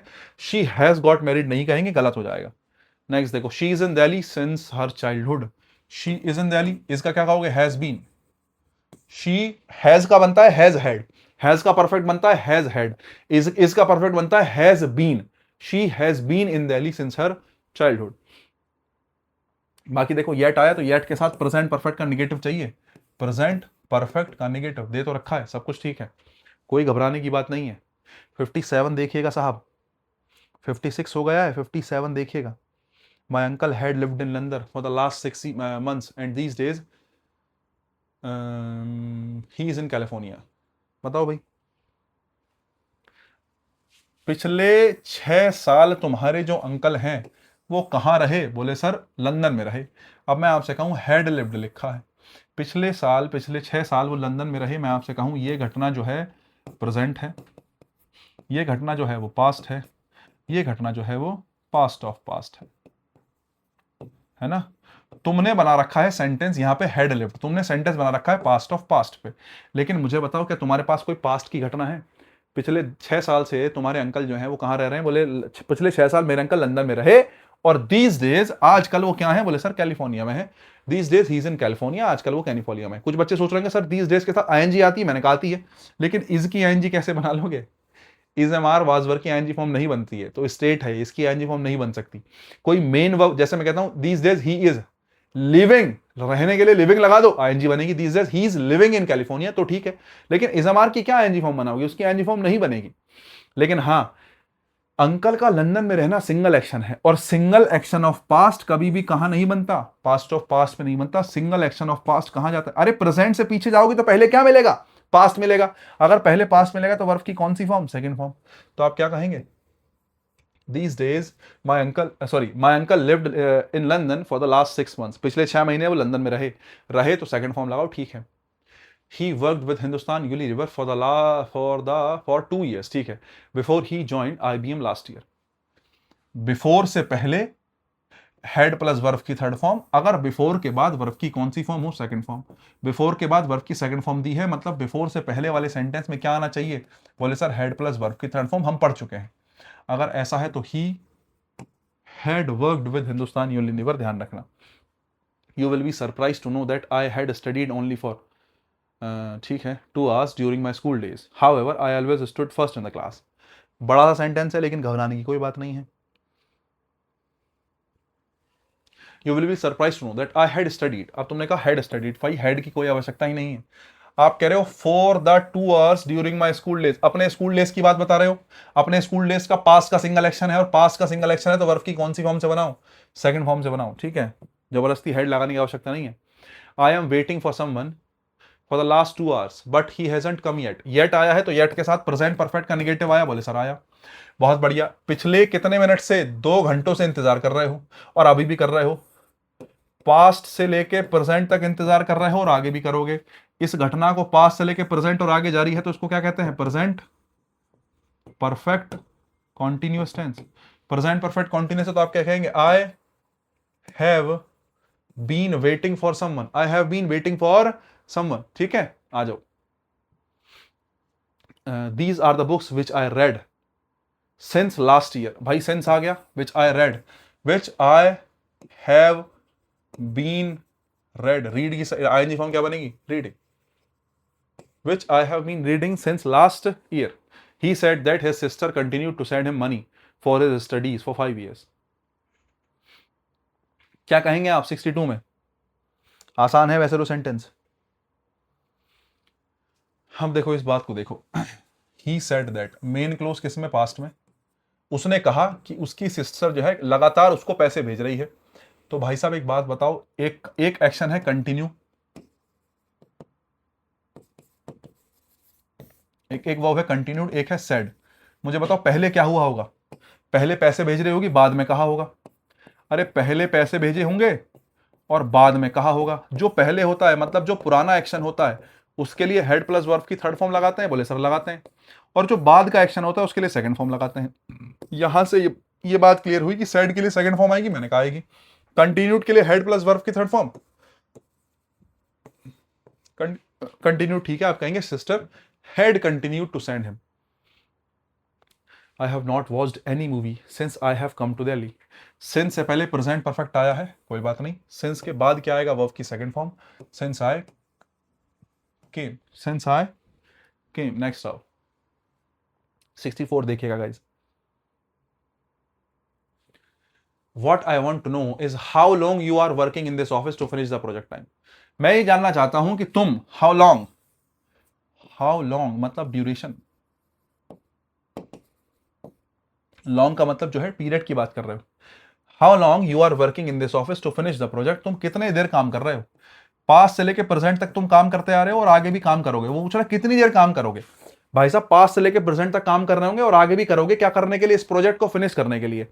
पास्ट से लेके प्रेजेंट और आगे भी कंटिन्यू है, इसको क्या कहते हैं? Present perfect continuous. तो आप क्या कहेंगे? How long you have been working, you are working नहीं, you have been working in this office. एक चीज ध्यान रखना, इजमार के साथ आईएनजी फॉर्म आया था, कंटिन्यूअस टेंस आया था, और कंटिन्यूअस टेंस टाइम के साथ प्रयोग नहीं होता। अब तुम कहोगे भैया टाइम दिया कहां है? टाइम दिया ही नहीं है। टाइम के साथ अगर तुमसे मैं पूछूं कंटिन्यूअस में परफेक्ट कॉन्टिन्यूअस में क्या फर्क है, तो ध्यान रखना जो कंटिन्यूअस टेंस होता है, ठीक है, उसके साथ क्या नहीं आता? कंटिन्यूअस टेंस के साथ कभी भी टाइम दिया वो नहीं होगा। और मैं तुमसे कहूं परफेक्ट कॉन्टिन्यूअस की क्या पहचान होगी? जो परफेक्ट कॉन्टिन्यूअस टेंस होगा ना बच्चे, उसके साथ हमेशा क्या दिया होगा? उसके साथ हमेशा टाइम दिया होगा। अब देखो यहां पर इजमार के साथ आईएनजी लिखा था, बोले भैया टाइम तो दिया ही नहीं। अरे है तो सही, हाउ लॉन्ग, हाउ लॉन्ग क्या ही है, लॉन्ग, हाउ लॉन्ग मतलब कितनी देर, और कितनी देर मतलब टाइम दे रखा है, और टाइम दे रखा है इसका मतलब कंटिन्यूस नहीं आएगा, परफेक्ट कंटिन्यूस आएगा। बस इतनी सी कहानी थी। When Pramod reached his town, he found that rumors about his love affairs preceded him। भाई बहुत पहले पेपर में पूछा गया था सेंटेंस ये। जब प्रमोद पहुंचा अपने घर तो उसको पता चला रूमर्स उसके जो लव अफेयर्स के बारे में है, प्रिसीडेड मतलब उससे पहले पहुंच गई है ना। तो दो एक्शन हुए, एक तो प्रिसीड का, प्रिसीडेड मतलब पहले पहुंचना, और एक उसका घर पहुंचना। ठीक है, मैं पूछूं पहले क्या हुआ, बोले सर पहले उसकी रूमर्स पहुंच गई। रीच्ड बाद में क्या हुआ, बाद में वो पहुंचा। जो पहले मतलब या फिर जो पुराना एक्शन है, जो पहला एक्शन है, उसको किस में बनाते हैं, बोले सर हेड प्लस वर्ब की थर्ड फॉर्म में। जो बाद वाला एक्शन है, जो नया एक्शन है, उसको किस में बनाते हैं, वर्ब की कौन सी फॉर्म में, सेकंड फॉर्म में। तो ये पहुंचना सेकंड फॉर्म में ही है, लेकिन जो प्रोसीड है वो हेड प्लस वर्ब की थर्ड फॉर्म में होना चाहिए। तो आप कहेंगे हेड प्रोसीडेड हिम। नेक्स्ट देखो, I was born in India but I do not want to give birth to a child in India. अरे ऐसी क्या बात हो गई भाई, क्यों रूठ रहे हो, है ना। आई वॉज बॉर्न इन इंडिया, मेरे मुंह से ही वॉज निकला, क्यों, क्योंकि तुम्हारा पैदा होना, तुम इंडिया में पैदा हुए थे, लेकिन हुए थे, बोले सर हुए थे। तुम्हारा पैदा होना प्रेजेंट थोड़ी है, तुम्हारा पैदा होना पास्ट है। तो I am born in India नहीं, I was born in India, मैं पैदा हुआ था। लेकिन आगे तुम जो भी कहना चाह रहे हो, will you please let me know where and when have you been born. क्या तुम मुझे बता सकते हो कि तुम कहां पैदा हुए थे साहब, बताओ। फिर वही बात है, तुम्हारा पैदा होना प्रेजेंट नहीं पास्ट होगा। Where and when were you born, तो बीन हटा लो, were you born, born third की वर्ब की थर्ड फॉर्म है। वेयर वर यू बॉर्न, तुम कहां पैदा हुए थे। अब हैव बीन बॉर्न का मतलब क्या है, हैव बीन बॉर्न का मतलब है प्रेजेंट से लेके पास्ट तक, लेकिन पैदा होना, हैव बीन बॉर्न का मतलब क्या है, अगर तुम हैव बीन बॉर्न लिखना मतलब तुम्हारी घटना प्रेजेंट, सॉरी पास्ट से लेके कहां तक आई है, प्रेजेंट तक आई है। लेकिन तुम खुद बताओ, तुम्हारा पैदा होना पास्ट से लेके प्रेजेंट तक कैसे आ जाएगा यार। तुम्हारा पैदा होना जो है प्रेजेंट की घटना है ही नहीं, तुम्हारा पैदा होना केवल किसकी घटना है, पास्ट की। और पास्ट की घटना के लिए कौन सी फॉर्म, सेकंड फॉर्म। तभी मैंने किसका यूज किया, बोले सर्वर का। ठीक है, 60 किस पे आ जाओ, 8 पे आ जाओ। एक बार जरा 68 देखो। She is often going to temple, अगर ऑफन की बात करूं तो ऑफन का मतलब होता है अक्सर, ठीक है नहीं, ऑफन का मतलब क्या होता है, अक्सर। कोई काम अक्सर होता है, ऑफन हो, ओकेशनली हो, ठीक है, रेगुलरली हो, ऐसा कोई भी शब्द आ जाए जो लगातार को दिखाता है, फ्रीक्वेंसी को दिखाता है, ऐसे शब्दों के साथ वर्ब की कौन सी फॉर्म लगाते हैं, फर्स्ट फॉर्म। क्यों, क्योंकि ये शब्द क्या दिखाते हैं, फ्रीक्वेंसी दिखाते हैं। और ये शब्द फ्रीक्वेंसी दिखाते हैं, तो आप कहेंगे शी ऑफन गोइंग नहीं, she often goes to temple. I am usually going, फिर वही बात है, आई एम यूजुअली, यूजुअली मतलब अक्सर, फिर वही बात है, यूजुअली मतलब अक्सर मैं जाता हूं, अक्सर मतलब फ्रीक्वेंसी, फ्रीक्वेंसी मतलब वर्ब की कौन सी form, first form. I usually goes, sorry आया है ना go, I usually go to that, it is time. भाई साहब इट इज टाइम आ गया है, अगर इट इज टाइम आ गया है तो तुम्हें पता होना चाहिए, it is time, it is high time, it is right time, it is exact time, it is time, it is right time, it is high time, it is exact time, it is the right movement।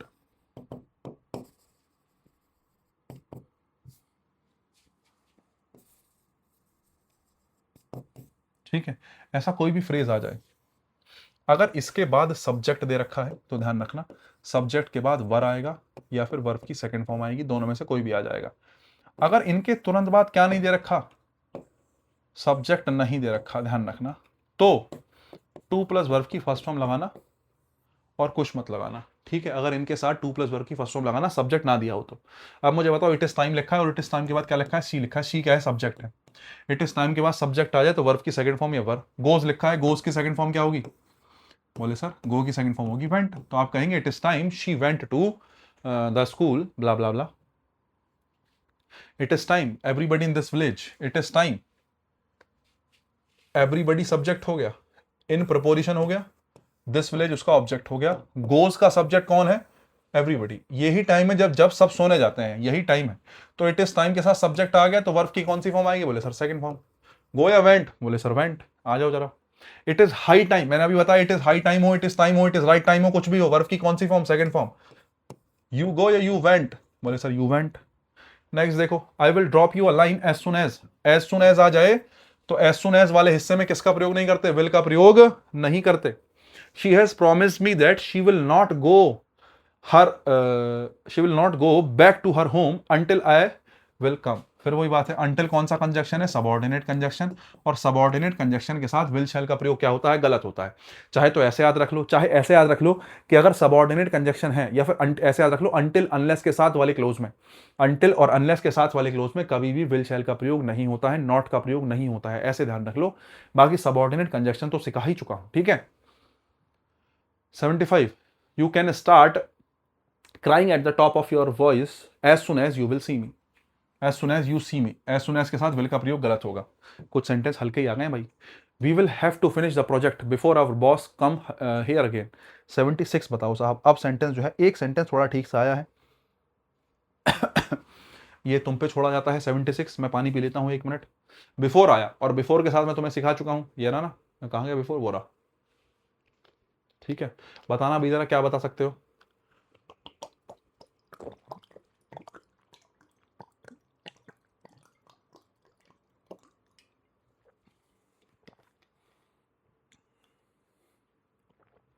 पतला मुंह है बोतल का, बहुत आवाज करती है पानी पानी पीते हुए बहुत आवाज करती है। हाँ जी, क्या कह रहा था मैं, कह रहा था we will have to finish the project before our boss comes here again. एक चीज ध्यान रखना, मैंने तुम्हें क्या सिखाया था, मैंने सिखाया था कि बिफोर से पहले अगर हेड प्लस वर्ब की थर्ड फॉर्म हो तो उसके बाद में वर्ब की सेकंड फॉर्म, या बिफोर के बाद में सेकंड फॉर्म हो तो उससे पहले हेड प्लस वर्ब की थर्ड फॉर्म। लेकिन कुछ भी नहीं हुआ ऐसा, बताओ कुछ हुआ, कुछ नहीं हुआ ऐसा, और ऐसा कुछ नहीं हुआ तो फिर एक चीज ध्यान रखना, बिफोर क्या ही है, सबऑर्डिनेट कंजक्शन ही है। वो सबऑर्डिनेट कंजक्शन जो इफ होता है, इफ भी सबऑर्डिनेट है, बिफोर भी सबऑर्डिनेट है, तो दोनों एक तरीके से ही काम करेंगे। अगर इफ के साथ वाले हिस्से में वर्ब की फर्स्ट फॉर्म आती है तो बिफोर के साथ वाले में भी अगर फर्स्ट फॉर्म आती है, इफ के साथ में अगर फर्स्ट फॉर्म आती है तो इफ के पहले वाले में क्या आता है, बोले भैया विल प्लस वर्ब की फर्स्ट फॉर्म आती है ना। ऐसे ही बिफोर के साथ वाले में अगर फर्स्ट फॉर्म आती है तो बिफोर के पहले वाले में विल प्लस वर्ब की फर्स्ट फॉर्म आती है, ठीक है। अब जरा देख लो, बिफोर के पहले वाले में विल प्लस वर्ब की फर्स्ट फॉर्म, तो बिफोर के साथ वाले में वर्ब की फर्स्ट फॉर्म। क्या बिल्कुल ठीक है, बोले सर बिल्कुल ठीक है। अगर बिल्कुल ठीक है तो आप कहेंगे सेंटेंस क्या है, नो एरर है, कोई गलती नहीं है जनाब इसमें। 76 में 77 पे आइए।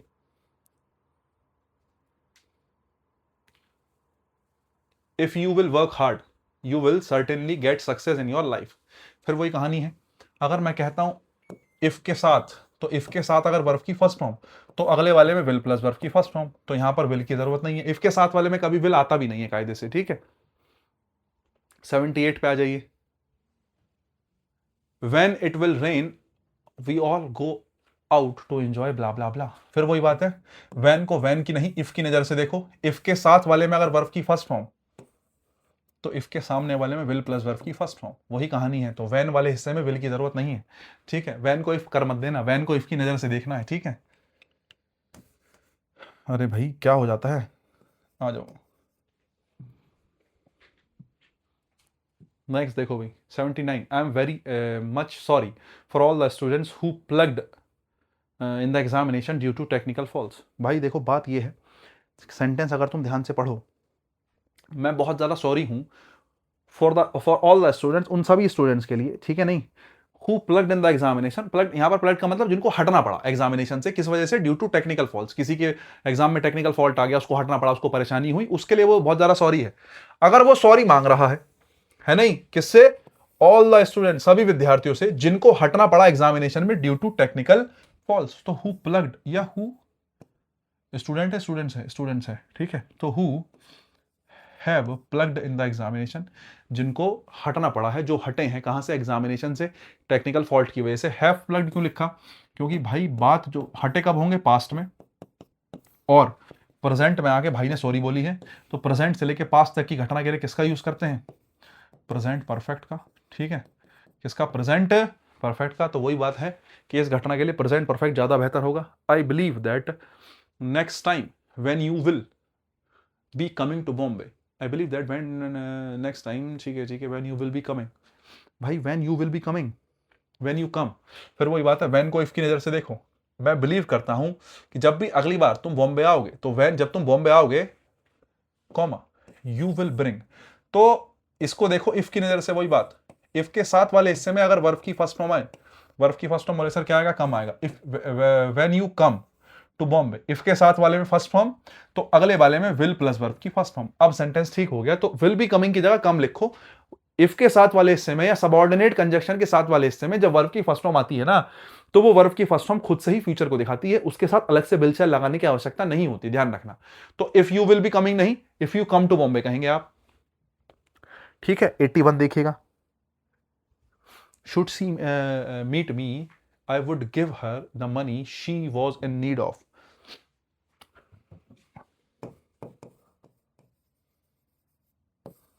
सेंटेंस नो एरर है, समझने का बस इतना है कि शुड शी कैसे आया। अगर मैं इस बात को कहूं, यहां पे कॉमा लग जाएगा, मैं इतनी ही बात को लिखना चाहता हूं दोबारा से, इतनी बात को, ठीक है। तो अगर मैं कहूं if she should meet me, या मैं इसको ऐसे लिख लूं कि शुड को और इफ को मिला दूं, और मिला के क्या लिखूं, मैं लिखूं should she meet me. AC का रिमोट कहाँ है भाई, एसी का रिमोट कहाँ रखा है, कहाँ रखा है, ये रखा है।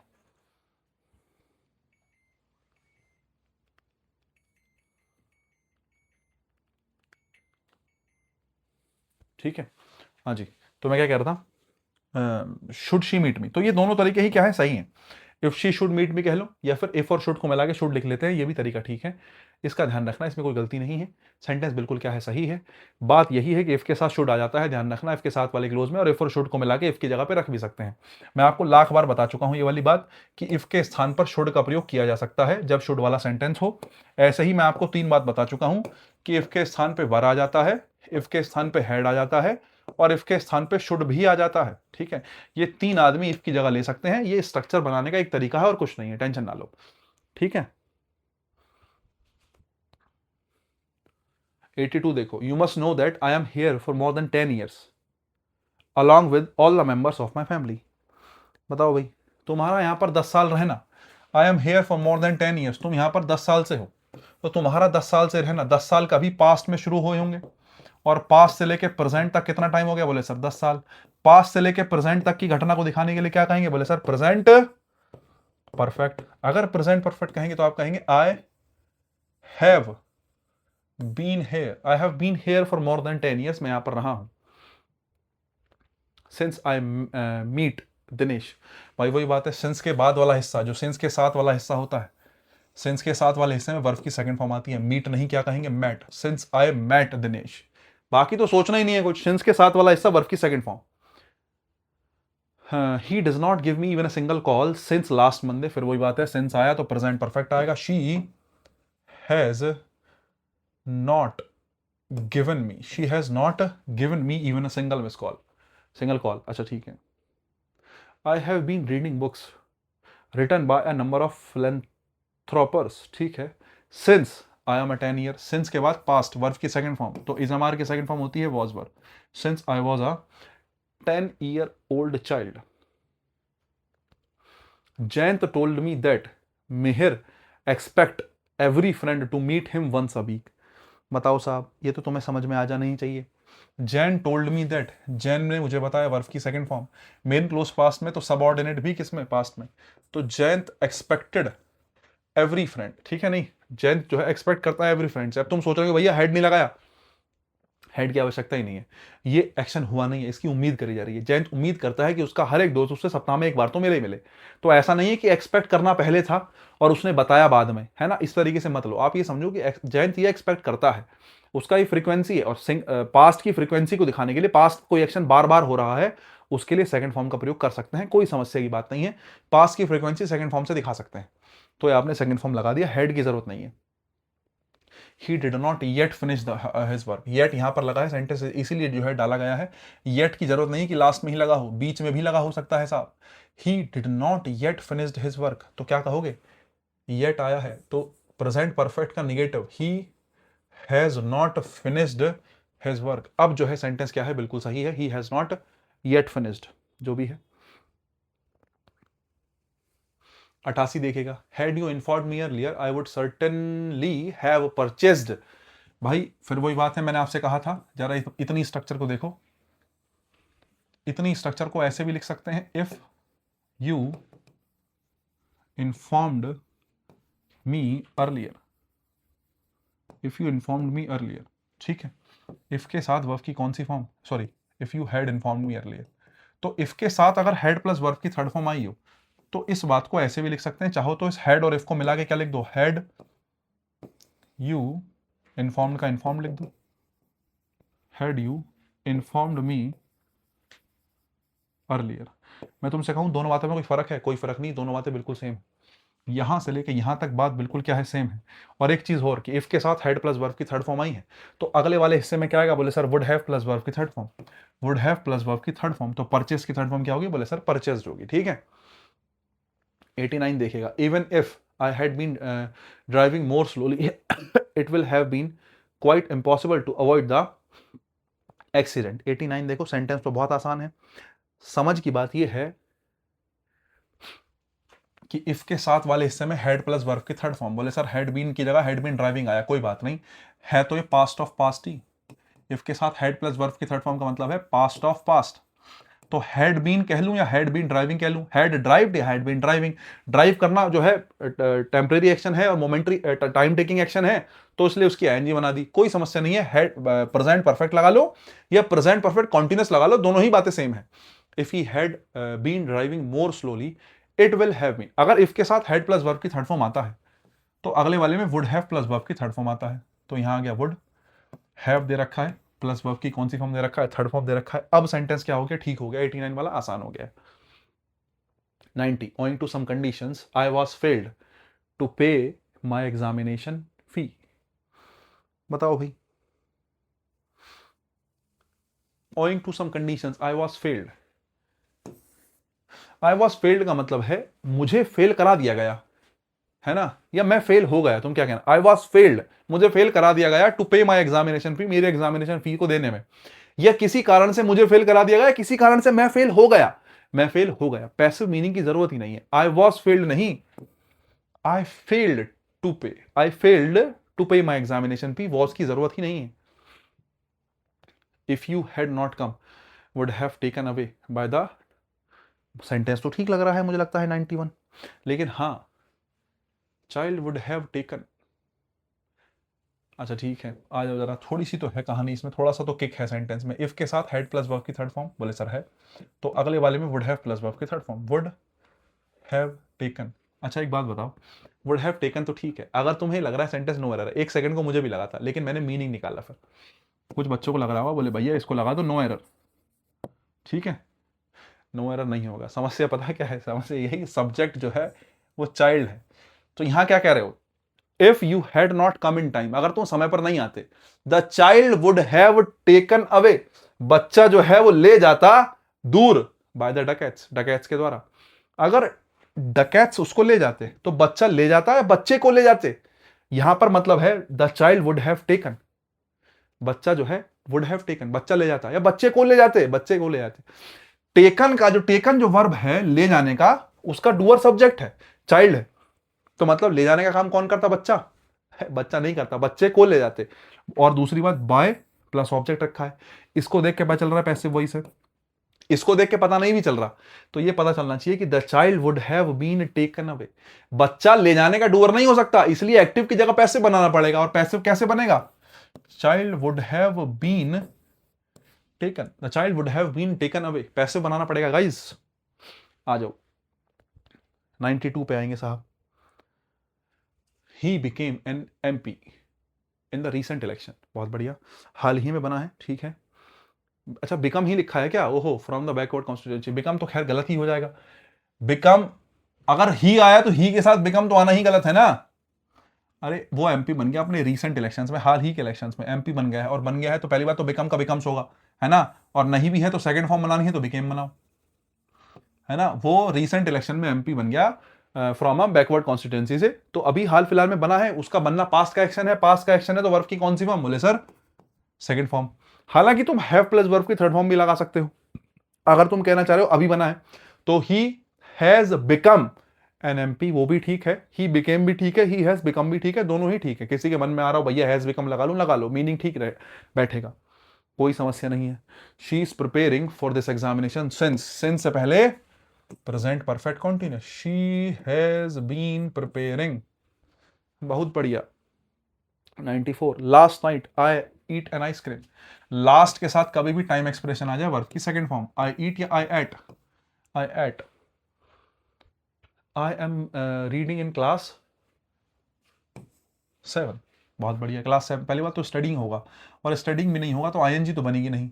आप कहेंगे आप तुम कौन सी क्लास में हो, बोले भाई मैं जो है क्लास 7 में पढ़ता हूँ, तो आई स्टडी, है ना, या आई स्टडी इन क्लास 7, या फिर आई एम इन क्लास 7 आप कह सकते हो। रीडिंग कहना गलत है यार, आईएनजी नहीं लगेगा, मेरा कहने का मतलब ये है, आई एम रीडिंग नहीं कहेंगे आप। मैं पढ़ रहा हूं कौन सी क्लास में, बोले जी क्लास 7 में। क्लास 7 में आपका होना एक परमानेंट एक्शन है, और परमानेंट एक्शन है तो आईएनजी मत लगाओ, ये बात पक्की है। I read in class 7, I study in class 7, I am in class 7 permanent action है, और परमानेंट के लिए आईएनजी मत बनाओ। She said that she has finished her work, वही बात।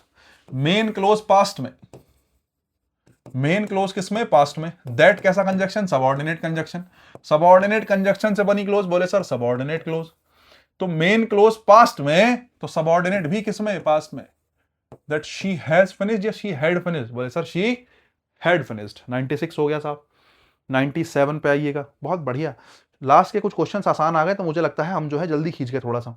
शुरू में दिक्कत मुझे लग रहा था कि 30 सेंटेंस में ही जो है 1 घंटा लग गया था, मुझे लगा कि कहीं ऐसा ना हो जाए हम जो है 2-2.5 घंटे की क्लास खींच जाए, लेकिन नहीं, 2.5 घंटे की नहीं होगी, 2 घंटे में हो जाएगी पूरी, खत्म ही हो गया वैसे तो अब। Most people like to rest after a day hard work, but he seemed to have an inexhaustive supply of energy. He seemed, most people like, verb की फर्स्ट फॉर्म प्रेजेंट की बात कर रहे हो, अधिकतर जो लोग हैं पसंद करते हैं रेस्ट करना पूरे एक दिन के कठिन परिश्रम के बाद, लेकिन ही जो है वो क्या है, वो ऐसा प्रतीत होता है कि वो एक इनएग्जॉस्टिव सप्लाई ऑफ एनर्जी, कि उसके पास एक ऐसी एनर्जी है जो कभी खत्म ही नहीं होती साहब। तो ऐसा प्रतीत ही कैसा लगता है, ही सीम्स, सीम्ड नहीं, ही सीम्स। बोले सर कैसे, भाई बात पूरी प्रेजेंट की चल रही है। हर व्यक्ति जो है, मोस्ट पीपल, अधिकतर लोग रेस्ट करते हैं, लेकिन वो नहीं करता है क्योंकि उसके पास ऐसा लगता है बहुत सारी एनर्जी थी या बहुत सारी एनर्जी है। बोले सर है, और है तो सीम्ड नहीं सीम्स कहेंगे। The assassin was convicted and ordered to be hung. अब वही बात है, 98 में तो क्या ही कहा जाए। असैसिन जिसका भैया जो है वो करा गया, तो हैंग की जगह, अगर तुम्हें सीधी सी बात है, असैसिन की बात कर रहे हो, उसको जो है फांसी दी गई है, ऑर्डर दिया गया है उसको टांगने का और फांसी दी गई है, तो व्यक्ति की बात चल रही है, असैसिन की बात चल रही है, जिसका असैसिन किया गया है। तो असैसिन किया गया है, उसको मारा जा रहा है, तो किसी व्यक्ति को टांगने के लिए, फांसी पर चढ़ाने के लिए किसका यूज करते हैं, हैंग का। Order to be hanged till death, if I was told earlier I would certainly have helped you. अगर मुझे पहले बताया गया होता तो मैं तुम्हारी मदद जरूर करता। वुड हैव प्लस वर्ब की कौन सी फॉर्म, थर्ड फॉर्म। अगर वुड हैव प्लस वर्ब की थर्ड फॉर्म आए तो भैया हमने सीखा है कि वॉज नहीं, हैड प्लस वर्ब की थर्ड फॉर्म आता है। तो आप कहेंगे if I had told earlier, if I was told नहीं, if I had told earlier. क्यों, क्योंकि इधर वुड हैव प्लस वर्ब की थर्ड फॉर्म आया है, तो इफ आई हैड टोल्ड कर लो, सही रहेगा। नेक्स्ट आओ, this book is belonging to him. किसी किताब का किसी पर अधिकार, ये किताब किसकी है, बोले जी इसकी है, तो इसका इस पर अधिकार है। अधिकार है मतलब परमानेंट एक्शन है, तो आप कहेंगे this book, permanent action, permanent action के लिए वर्ब की कौन सी form, first form. This book belongs to him, ये किताब उसकी है, इस बिलोंगिंग नहीं, this book belongs to him, ठीक है, बहुत बढ़िया। और मुझसे जो है पीडीएफ चाहिए तो टेलीग्राम पे आ जाओ साहब, टेलीग्राम पे जुड़ जाओ, जरूरी है मुझे लगता है।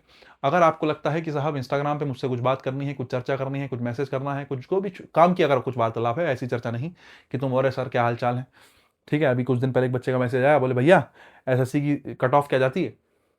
अब उसे एसएससी की कट ऑफ मुझसे पूछनी है, मतलब वो मुझे इतना जो है समझदार समझ रहा है एक बच्चा, कि उसे ये पूछना है कि एसएससी की कट ऑफ जो है भैया कितने पे जाती है, मुझसे पूछना चाह रहा है, और पूछ रहा है कि भैया ये बताओ सी और डी में क्या सैलरी होती है, ये बता दो। ऐसी चर्चा नहीं करनी है साहब, सी और डी में क्या सैलरी होती है, ये बात यूट्यूब पे पड़ी है।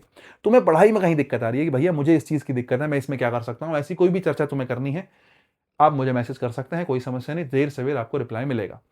तो इंस्टाग्राम पे आ जाओ चाहो तो। और बाकी आज के लिए इतना रखते हैं, बाकी काम कल करेंगे। मिलते हैं ब्रेक के बाद। अभी सभी को टाटा, बाय बाय, गुड नाइट। हाँ, सब्सक्राइब करना मत भूलना, जाते सब्सक्राइब कर लिया करो।